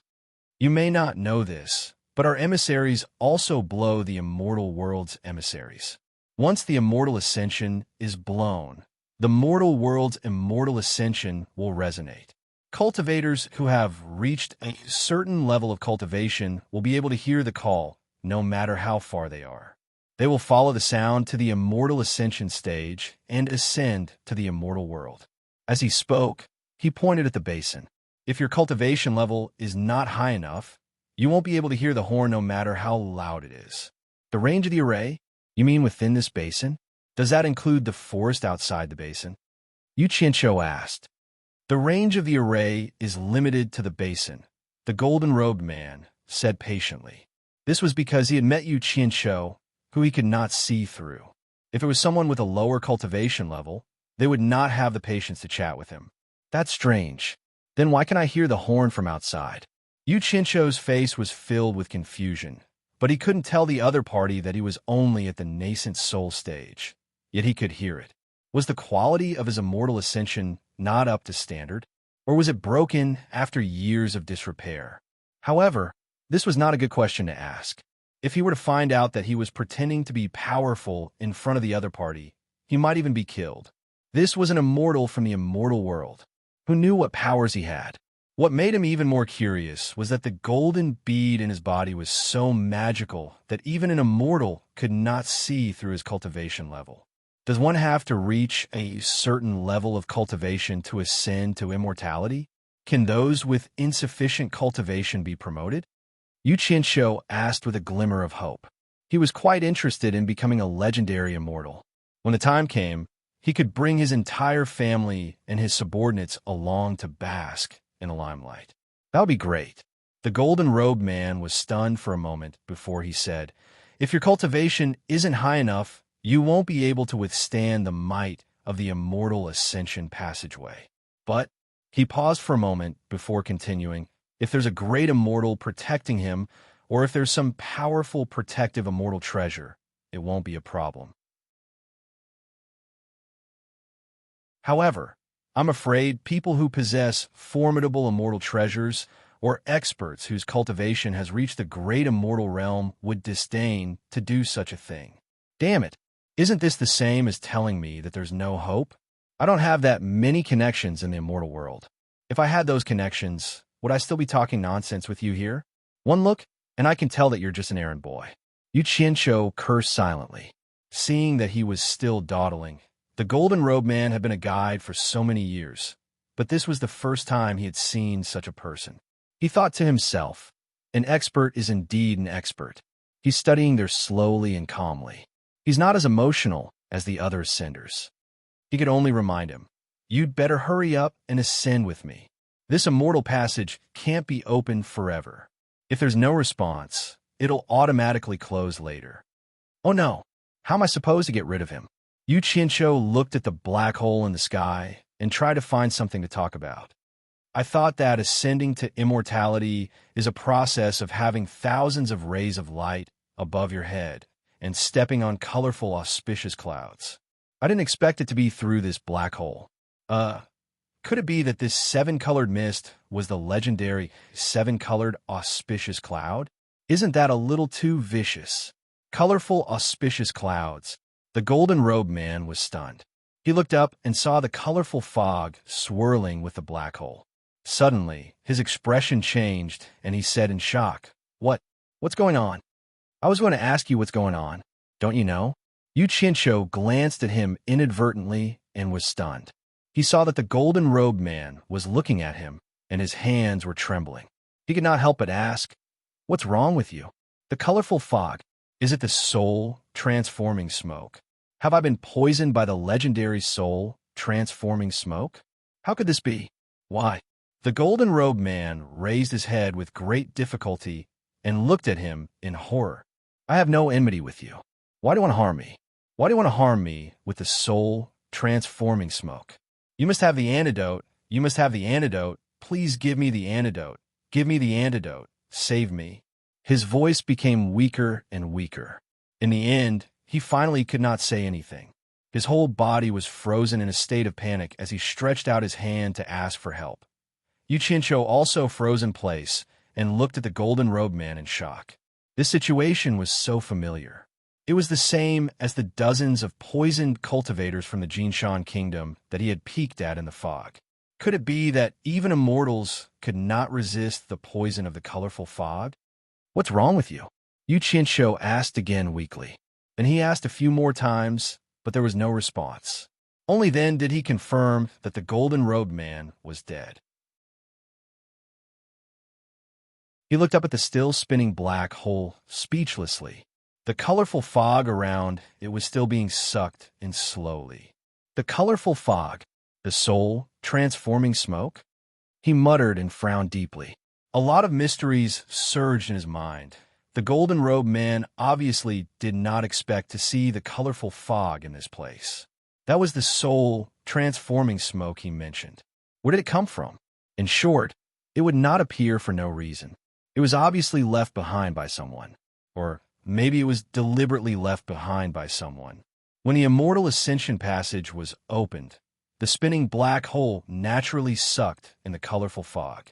Those who came out of the black hole would suffer if they were not prepared. Even immortals could not resist the soul transforming smoke. It was definitely not a coincidence that it was set up at the immortal ascension stage. Yu Qianqiu suddenly felt a sense of conspiracy. It seemed that the entire misty forest was set up by someone to prevent anyone from entering, and at the same time, not even immortals. Perhaps it was mainly targeted at immortals. Who could have such a grand plan? Was it a cultivator from the cultivation world? That was absolutely impossible. As Yu Qianqiu's eyes flashed, a bolt of lightning flashed out of the black hole and formed a twisted bolt of lightning in the sky above the basin. The black hole in the sky spun faster and faster. Finally, it turned into a dot and slowly disappeared.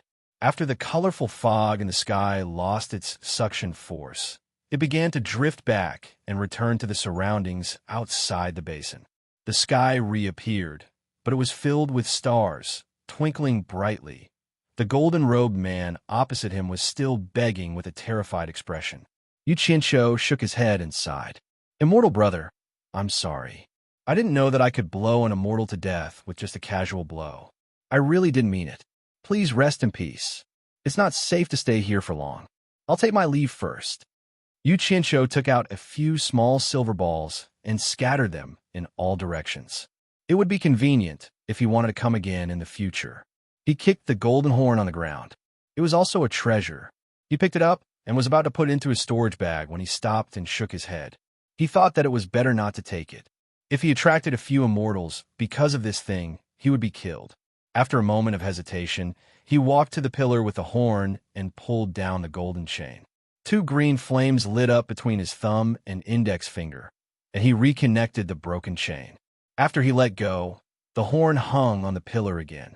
It's returned to its owner. I just came here for a stroll. It's none of my business.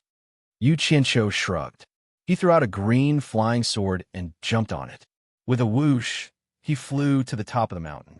Halfway, he looked back and seemed to have thought of something. He rode the sword and flew back. Jumping back onto the altar, the cyan flying sword under his feet flipped in the air and bounced into the air. With a buzz sound, it emitted a cyan flame and turned into a flaming sword. Then, it went straight toward the top of the golden-robed man's head. In an instant, vigorous green flames spurted out from the collar, sleeves, and all the gaps in the golden robe. As Yu Qianqiu raised his hand and waved, the green flames swam out of the golden robe like a dozen fire snakes and entered his palm. The golden robe fell to the ground. The person wearing the robe had disappeared without a trace. Dang, dang, dang. A bracelet that looked like refined steel bounced a few times on the golden altar. Yu Qianqiu walked over and picked up the golden robe. Other than a few pieces of immortal underwear, there was nothing else. Damn, are immortals so poor? There are no elixirs or immortal treasures. Yu Qianqiu unfolded the entire golden robe and looked at it again. Indeed, he did not find anything valuable. The quality of the clothes was okay, but he did not know what material it was woven from. He lifted the robe and said helplessly, 3 years for the new one, 3 years for the old one, and another 3 years for the sewing and patching. I'm a child from a poor family. I don't have so many bad habits. I'll make do with it. Maybe it'll be useful in the future. He stuffed it into his storage bag and then grabbed the immortal underwear to check it again. He still did not find anything. In the end, a surging green flame surged out and turned the immortal underwear into ashes. It seemed that he had forgotten the theory of 3 years for the new and 3 years for the old. Poor, so poor. As he shook his head, his eyes fell on a bracelet that looked like refined copper that had rolled to the edge of the altar. The bracelet lay there quietly. It looked very ordinary and not easy to attract attention. His eyebrows twitched subconsciously. He had vaguely guessed something. He picked up the bracelet and weighed it in his hand. It was neither light nor heavy. It looked unremarkable. It was 2 fingers wide, grayish-green, slightly flat, and had no decorations. There were no welded seams on it. It was a seamless hole.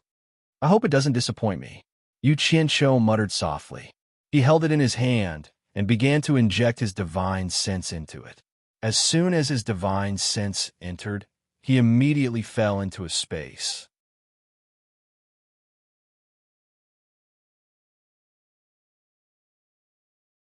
Chapter 523. Yu Qianqiu immediately winked and laughed. This bracelet was indeed mysterious. It actually hid a space similar to a storage bag. However, he soon couldn't laugh anymore. The space was not small. This room could match the capacity of 3 storage bags, but there was nothing inside. It was empty. It was really a space, an empty room. He retracted his divine sense and was a little stunned. Did a dignified immortal really not have anything valuable on him? What was the use of this bracelet with a large capacity? In terms of storage space, which could be bigger than utopia. Unwilling to give up, he injected his divine sense to check again. The result made him really speechless. There was actually a pile of ores and other things inside, piling up half the room. He retracted his divine sense again.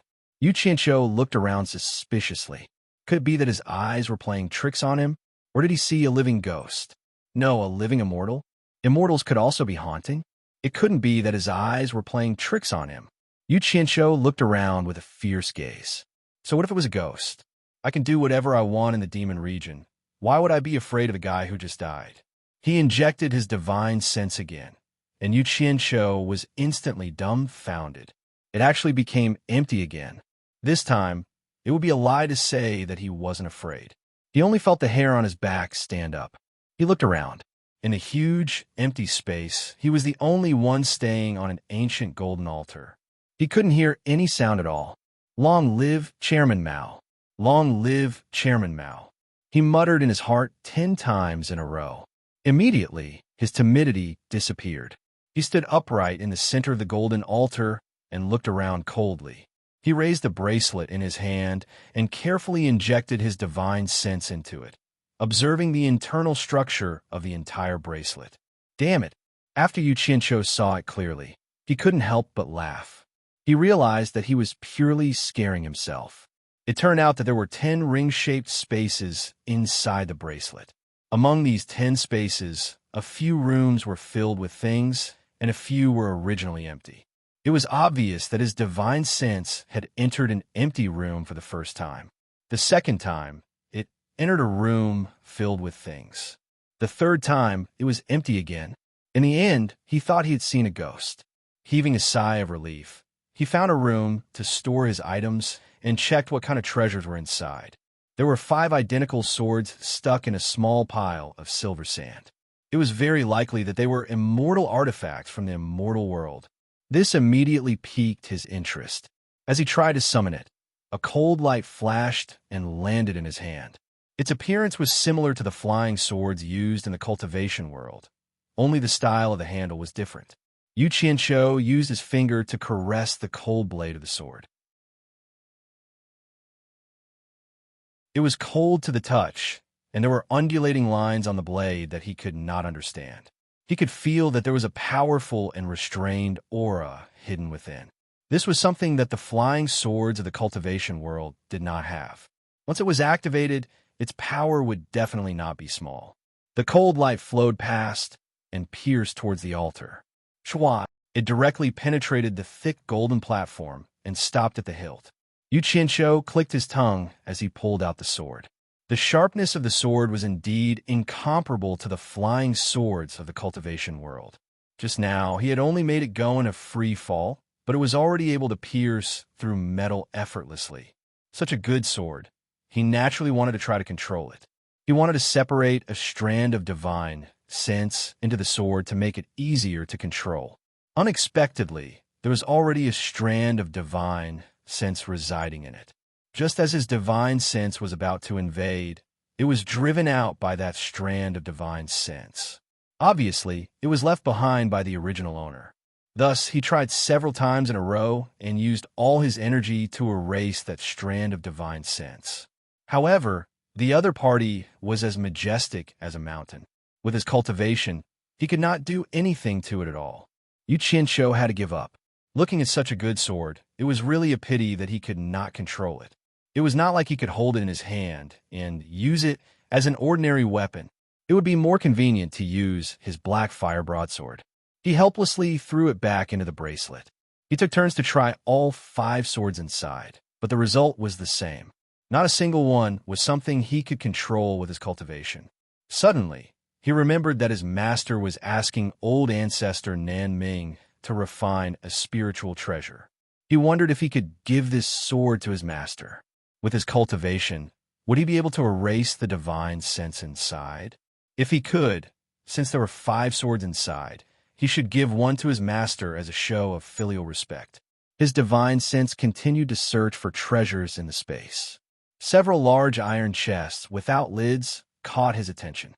When his divine sense spread out to take a look, he was immediately stunned.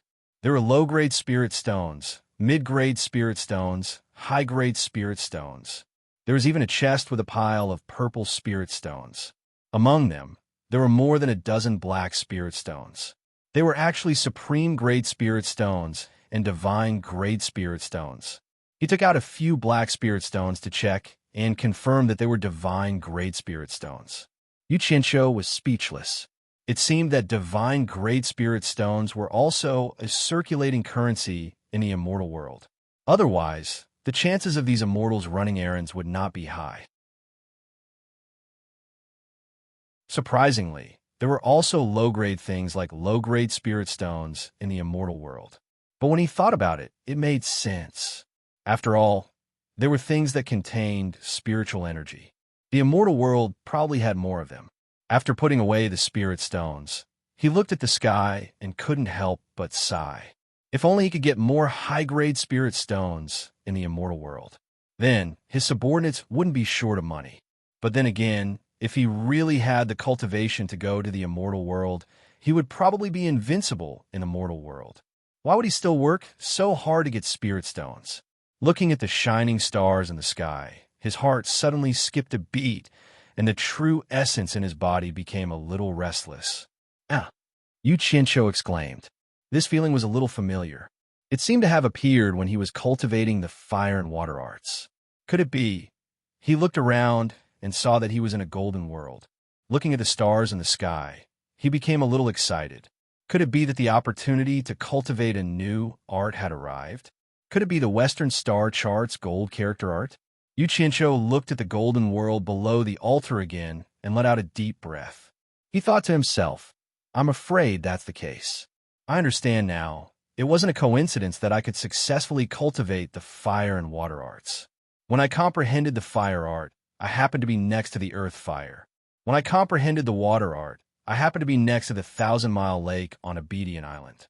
This was because I had the corresponding attribute as a primer to stimulate the meridians in the star chart to form the art. No wonder he thought he had memorized the remaining 3 star maps by heart, and often exhausted his mental energy to no avail. It turned out that this was the secret. That's not right. When I comprehended the earth art, didn't I also sit on the ground? If I have the corresponding attribute, why can't I stimulate the same art? Yu Qianqiu thought hard for a while, but he still couldn't figure out where the problem was. Feeling the turbulent true essence in his body, he decided not to think so much. He would first see if the opportunity to cultivate the Western Star Chart's gold character art had arrived. He immediately sat down cross-legged and closed his eyes to get rid of the distracting thoughts in his mind. He brought out the changing trajectories of the Western Star Chart that he had memorized by heart. The moment the star chart appeared, his mind entered a clear and bright state. His mind was void of everything, and he was swimming in the sea of stars. The changing trajectories of the stars gradually became clear in his mind. His brain quickly calculated the changes of every star in the Western Star Chart. With such complicated changes of the stars, if he didn't enter a state of selflessness and get rid of all distracting thoughts, how could he experience the changes of every star?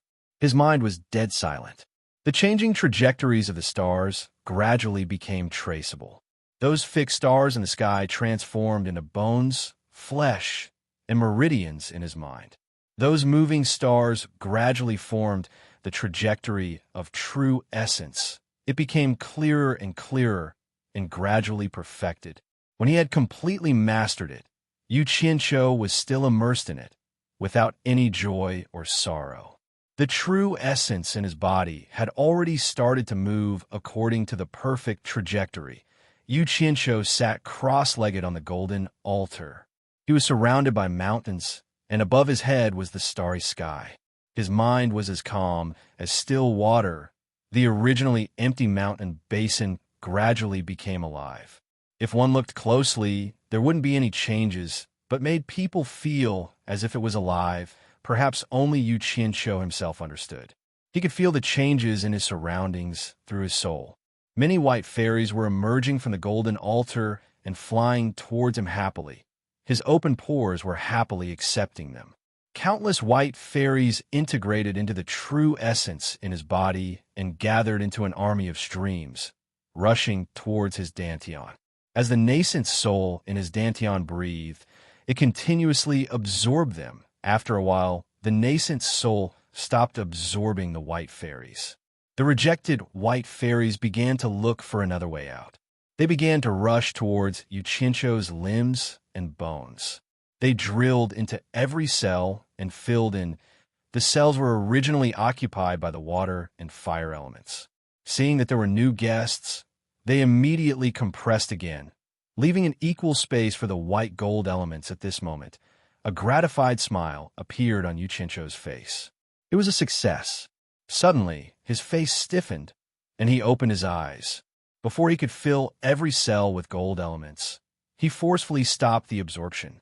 He slowly stood up and looked at the golden altar that he was sitting cross-legged on. He saw that the 4 golden pillars around it were obviously thinner, and the surface of the altar also seemed to be thinner. He looked around and was a little depressed. Could it be that the golden gold art could only absorb gold? Where would he get so much gold for him to absorb in the future? If he absorbed all the gold elements, this formation would probably be destroyed. He really didn't know what would happen then. Moreover, this formation might be useful in the future. This was the only channel to the immortal world that he knew of. He really couldn't destroy it for the time being. He sighed slightly and didn't think too much about it. What he wanted to know the most was what benefits he would get from cultivating the golden gold art. He raised his hand and spread out his fingers. The golden gold art operated according to his will, and a layer of golden glove instantly appeared on his palm. He didn't know whether to laugh or cry. Could it be that the golden gold art could make gold appear out of thin air? Then he wouldn't have to worry about not having money to spend in the secular world in the future. The bitter smile on his face hadn't disappeared when his expression suddenly changed. He felt that the true essence in his dantian was agitated, as if something big was going to happen.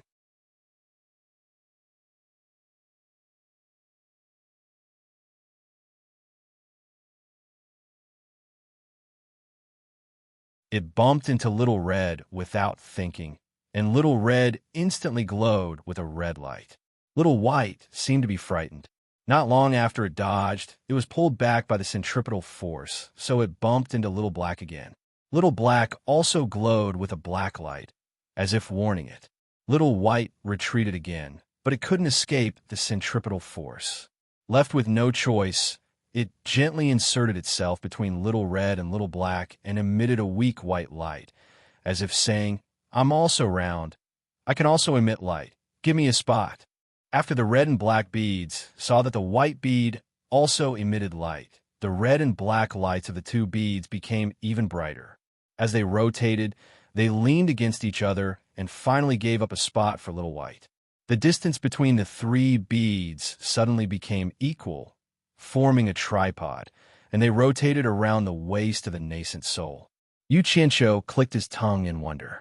These 3 beads seemed to have a spirit of their own. Just when he breathed a sigh of relief and thought that it was over, the light of the 3 beads became brighter and brighter. The light of the 3 beads became brighter and brighter. The red, black, and white lights shone on each other, enveloping the nascent soul that was sitting cross-legged. At the same time, the 3 beads rotated faster and faster, as if they were a little too excited to have a new friend join them.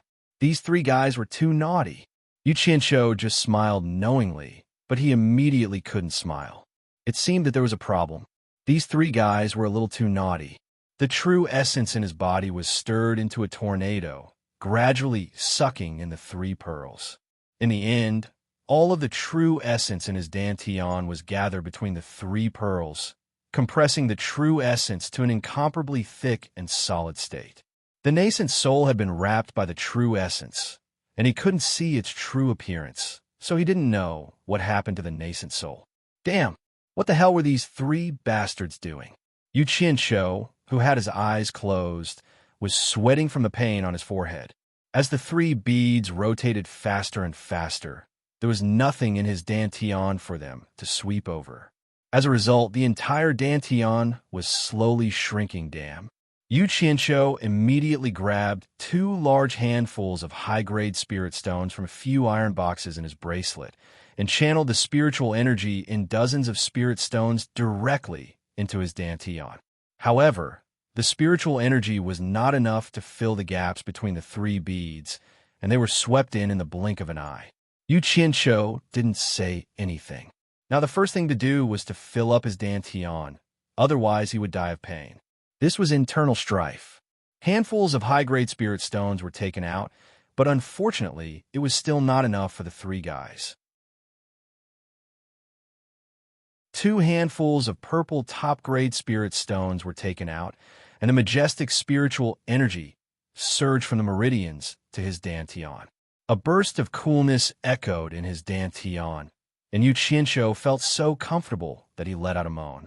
However, after a short moment of comfort, the spiritual chi of the 2 best grade spirit stones in his hands was sucked dry, but the 3 guys were still there, like a whirlwind sweeping away the clouds, and in the blink of an eye, the bulging spiritual chi was gone. Yu Qianqiu was a little flustered, and he grabbed 2 handfuls of top-grade spirit stones in his hands and sucked them crazily. He wanted to drown the 3 guys with spiritual energy, but the 3 beads still did what they wanted. Who was afraid of who? Thus, the 2 sides began to compete. Yu Qianqiu used all his strength to fill his Dantian with spiritual energy, and the 3 beads coldly accepted everything that came their way. The sky gradually brightened. Outside the fog forest, the cultivators from various countries all looked embarrassed. Yu Qianqiu actually played them. He said that he would break out from here at night, and everyone had made thorough preparations, but in the end, there was no movement from that guy at all. Everyone looked at each other, and they all had the same thought in their hearts. How could they believe the enemy's words? Maybe Yu Qianqiu had already escaped somewhere else, and they were still waiting here. Were they stupid? Thus, the cultivators from various countries all sent messages back, and sent out the news that Yu Qianqiu might have escaped and asked for close attention. And they would continue to stay here to search, to prevent Yu Qianqiu from escaping. After all, they didn't know what the situation was in other parts of the fog forest. If it was difficult to escape from other parts, then it would be meaningless for them to stay here. Of course, they wouldn't just wait here, sending out a large number of people to search around the fog forest. At this point, Yu Qianqiu had no idea how much time had passed. In short, close to 10,000 top-grade spirit stones had been completely absorbed by him. That was close to 100 million high-grade spirit stones. However, the 3 beads were still moving around. Yu Qianqiu gritted his teeth, grabbing a piece of divine grade spirit stones from the dozen remaining in the box. The amount of spirit energy contained in these 2 shiny black spirit stones was immeasurable.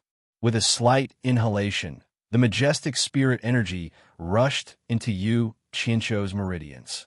It swelled so much that Yu Qianqiu almost threw them away.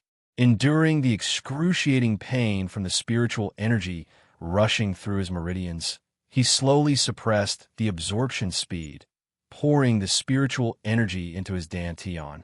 That kind of pleasant feeling that made one's soul float in the clouds filled his entire body. Yu Qianqiu held the 2 spirit stones in his hand, moaning in comfort. The 2 black divine grade spirit stones slowly changed color. After a long time, the black gradually turned into purple, and then the purple slowly faded, turning into an amber golden color, all the way until it was transparent and finally a deathly gray. When the spiritual energy inside the 2 divine grade spirit stones was completely absorbed, the 3 beads' rotation speed also slowed down, stopping completely in the end. The dazzling tricolored light gradually dimmed. It seemed like they were tired of playing or were waiting for something. The mixed true essence began to slowly disperse, and the nascent soul wrapped in it gradually revealed its original appearance. What surprised Yu Qianqiu was that the chubby baby had lost all of its baby fat, turning into an innocent little boy, although it was still the same size as before. While Yu Qianqiu was looking at the baby in shock, The baby sitting cross-legged suddenly stretched his limbs, yawning loudly. His closed eyes slowly opened, looking around curiously. When he saw Yuchincho's strand of divine sense staring at him, the baby also widened his eyes, looking at Yuchincho. He can see my divine sense? Yuchincho felt that the baby was looking into his eyes, so he tried to move his divine sense to the side of the baby, but the little boy also turned his head to look at him. As it turned out, this little boy really could see his divine sense. The two of them stared at each other for a long time. The little boy seemed to be a little tired, covering his mouth and yawning again. Then he sat cross-legged and took a deep breath. A strand of white true essence mixed with spiritual energy was sucked in by the little boy, and when he exhaled, it had already turned into a strand of pure white true essence. Just like this, he repeated the cycle of inhaling and exhaling. As he began to breathe again, the red, black, and white beads began to rotate at a faster speed. When it reached a certain speed, it began to rotate at a constant speed. Everything returned to normal. Yuchincho waited for a while, and after confirming that there was no mistake, he opened his eyes. Looking up at the sky, he thought to himself, "It's already morning. Those people outside must be very unhappy that they were stood up." What he didn't know was that he had been here for 3 days. Looking down at the golden altar, which was full of spirit stones that had exhausted their spiritual energy, he silently recalled the process of absorbing spiritual energy and was shocked by the result. Not counting the top-grade spirit stones, tens of thousands of top-grade spirit stones were equivalent to 100 million top-grade spirit stones, and the 2 divine-grade spirit stones were equivalent to 200 million top-grade spirit stones. In other words, he had absorbed more than 300 million top-grade spirit stones in one go. Oh my God! The nascent soul in my body consumed 300 million top-grade spirit stones in one go. There's no benefit at all, just to stare at each other. And then what should I do? Yuchincho didn't know whether to laugh or cry. He touched his forehead, shook his head, and was slightly stunned. The nascent soul opened its eyes and stretched. According to Nongju, this was the phenomenon of breaking through to the crossing calamity stage.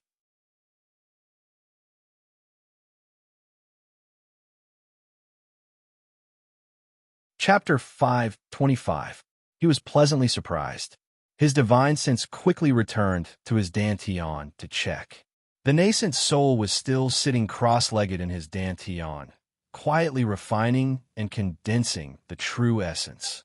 It was still the same nascent soul, but it had grown from a fat baby to a little boy.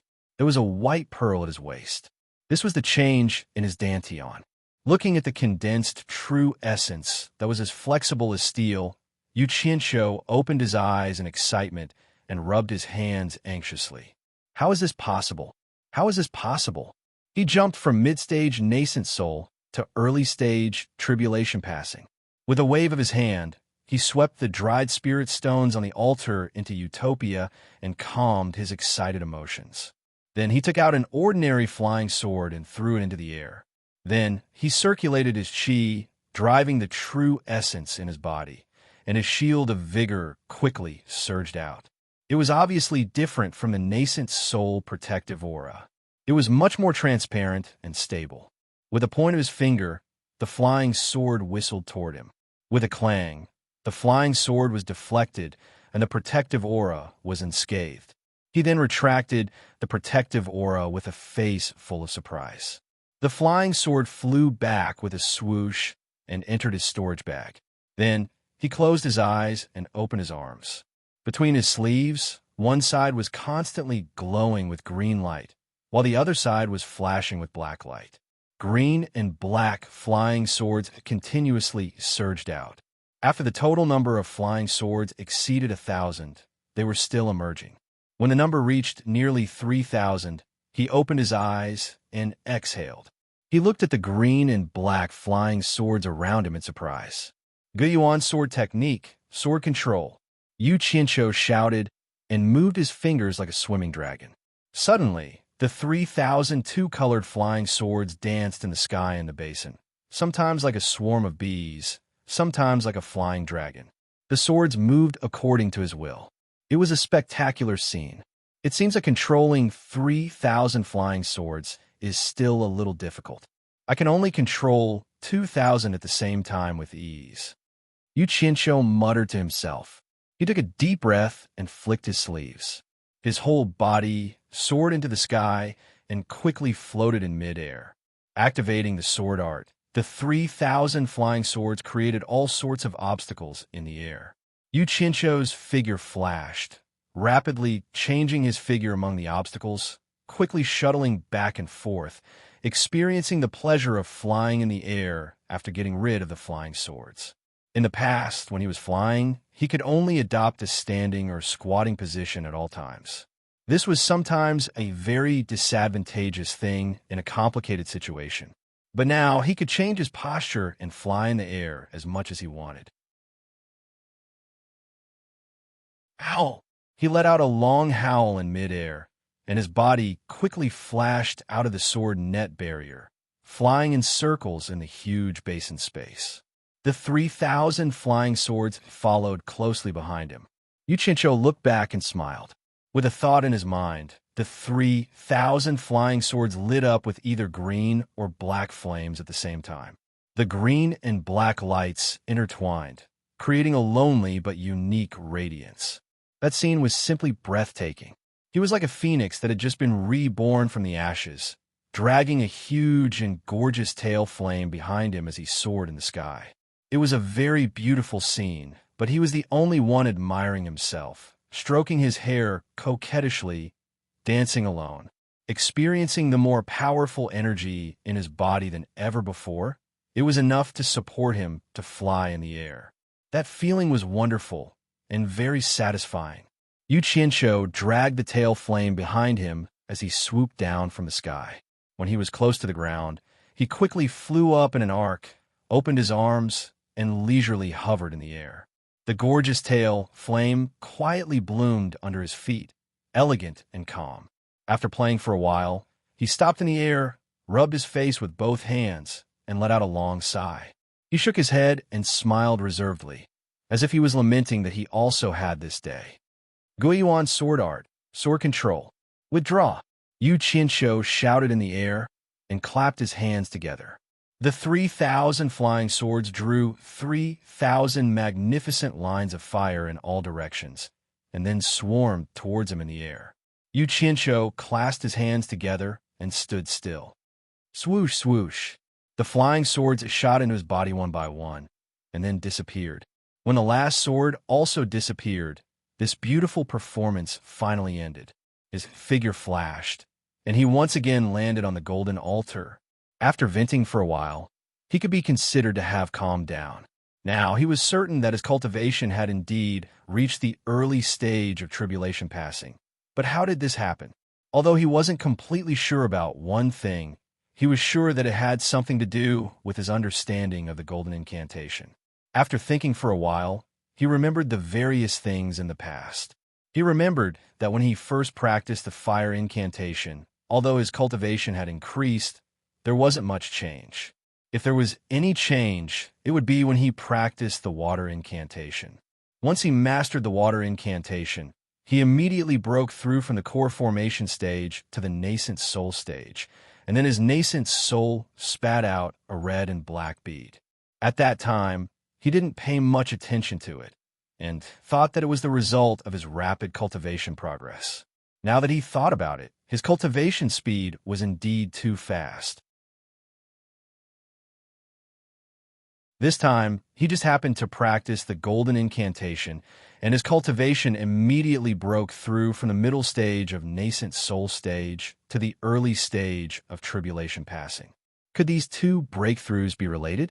Once he mastered the water incantation, he broke through from the core formation stage to the nascent soul stage. Once he mastered the gold incantation, he broke through from the nascent soul stage to the tribulation passing. Then, if he comprehended the wood incantation or the earth incantation the next time, would he? Yu Qianqiu's body trembled, and his eyes flickered. He didn't dare to think any further. According to his speculation, If he comprehended the wood incantation or the earth incantation again, wouldn't he directly break through from the tribulation passing to the soul formation stage? If he comprehended all 5 incantations, and his speculation was correct, he would enter another stage from the soul formation stage. Yu Qianqiu subconsciously looked back at the golden horn hanging on the golden chain. He thought to himself, perhaps at that time, he would be qualified to blow it again. Then, he shook his head and smiled bitterly. He still didn't know what was going on with these 5 incantations, and he didn't know when he would have the opportunity to comprehend the next incantation. He couldn't force it, and he was indeed thinking too far ahead. He didn't know that he had already stayed inside for 3 days, but the entire cultivation world outside had already been turned upside down because of him. Yu Qianqiu had single-handedly slaughtered more than 2,000 cultivators from various countries. This was simply too shocking. All the soul formation stage cultivators from various countries were furious. They immediately ordered their disciples to kill Yu Qianqiu, regardless of whether he was dead or alive. This time, Yu Qianqiu had ruthlessly slapped the faces of those soul formation stage cultivators who sent their subordinates to steal the treasures. This slap was incomparably resounding, and it shocked the entire cultivation world. But without a doubt, it also brought him a lot of trouble. The promise that the soul formation stage cultivators wouldn't interfere was broken. The first to break this promise was the lord of the Jinshan country, the soul formation mid-stage cultivator, Pu Taidong. The death of 5 disciples at the end of the tribulation passing stage made him furious. After receiving the news, he immediately rushed to the fog forest. However, with his cultivation, he didn't dare to trespass into the fog forest. This surprised his disciples. Third brother Exion, who was present, understood that the fog forest was extremely vicious. His master was proficient in medicine and had personally come here before. After testing the poison, he still didn't dare to enter. As for him telling Yu Qianqiu that his master had entered before, it was just to flatter his master. For countless years, no one had ever heard of anyone who entered the fog forest being able to die a good death. It was precisely because it was never accessible that it became a forgotten corner of the world. Pu Taidong personally came to inspect the forest a few times, but he still couldn't find Yu Qianqiu. But this wasn't important. What was important was that he used his actions to tell the entire cultivation world that he had personally made a move. He would no longer abide by that stupid rule. As for his actions, the other soul formation stage cultivators didn't say anything. 5 disciples at the end of the tribulation passing stage had died. No one would let Yu Qianqiu off easily.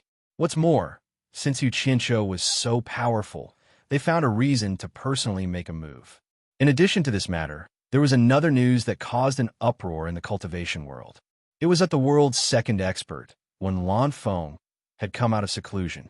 The one who spread this news was naturally Hua Zhongming, who was the first to know.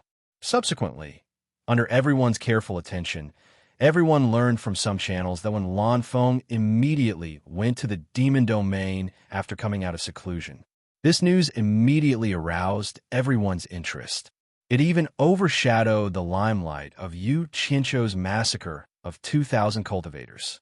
As for why he went to the demon domain, although no one dared to go there to inquire about the news, everyone was undoubtedly clear about it.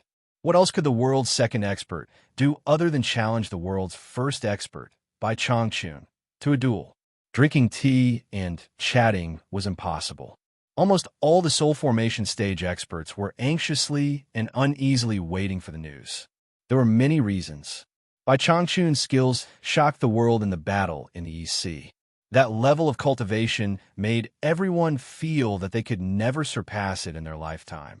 Wen Lanfeng could confidently go to the demon domain to find Bai Changchun, indicating that his cultivation had reached an incredible level after 100 years of seclusion. Otherwise, it would be impossible for him to find Bai Changchun. Bai Changchun alone was enough to give everyone a headache. Now that there was a similar Wen Lanfeng, everyone felt very bad. But everyone still hoped that Wen Lanfeng would be able to defeat Bai Changchun this time. because those who had dealt with Wen Lanfeng knew that he was much easier to talk to than by Changchun. That fellow by Changchun was simply a god of death, and he would start a massacre at the slightest disagreement, causing everyone to be anxious and tremble with fear. If Wen Lanfeng was defeated again, there was no doubt that Bai Changchun would still be an insurmountable existence. In fact, everyone hoped that both of them would be seriously injured. It would be best if both of them were seriously injured.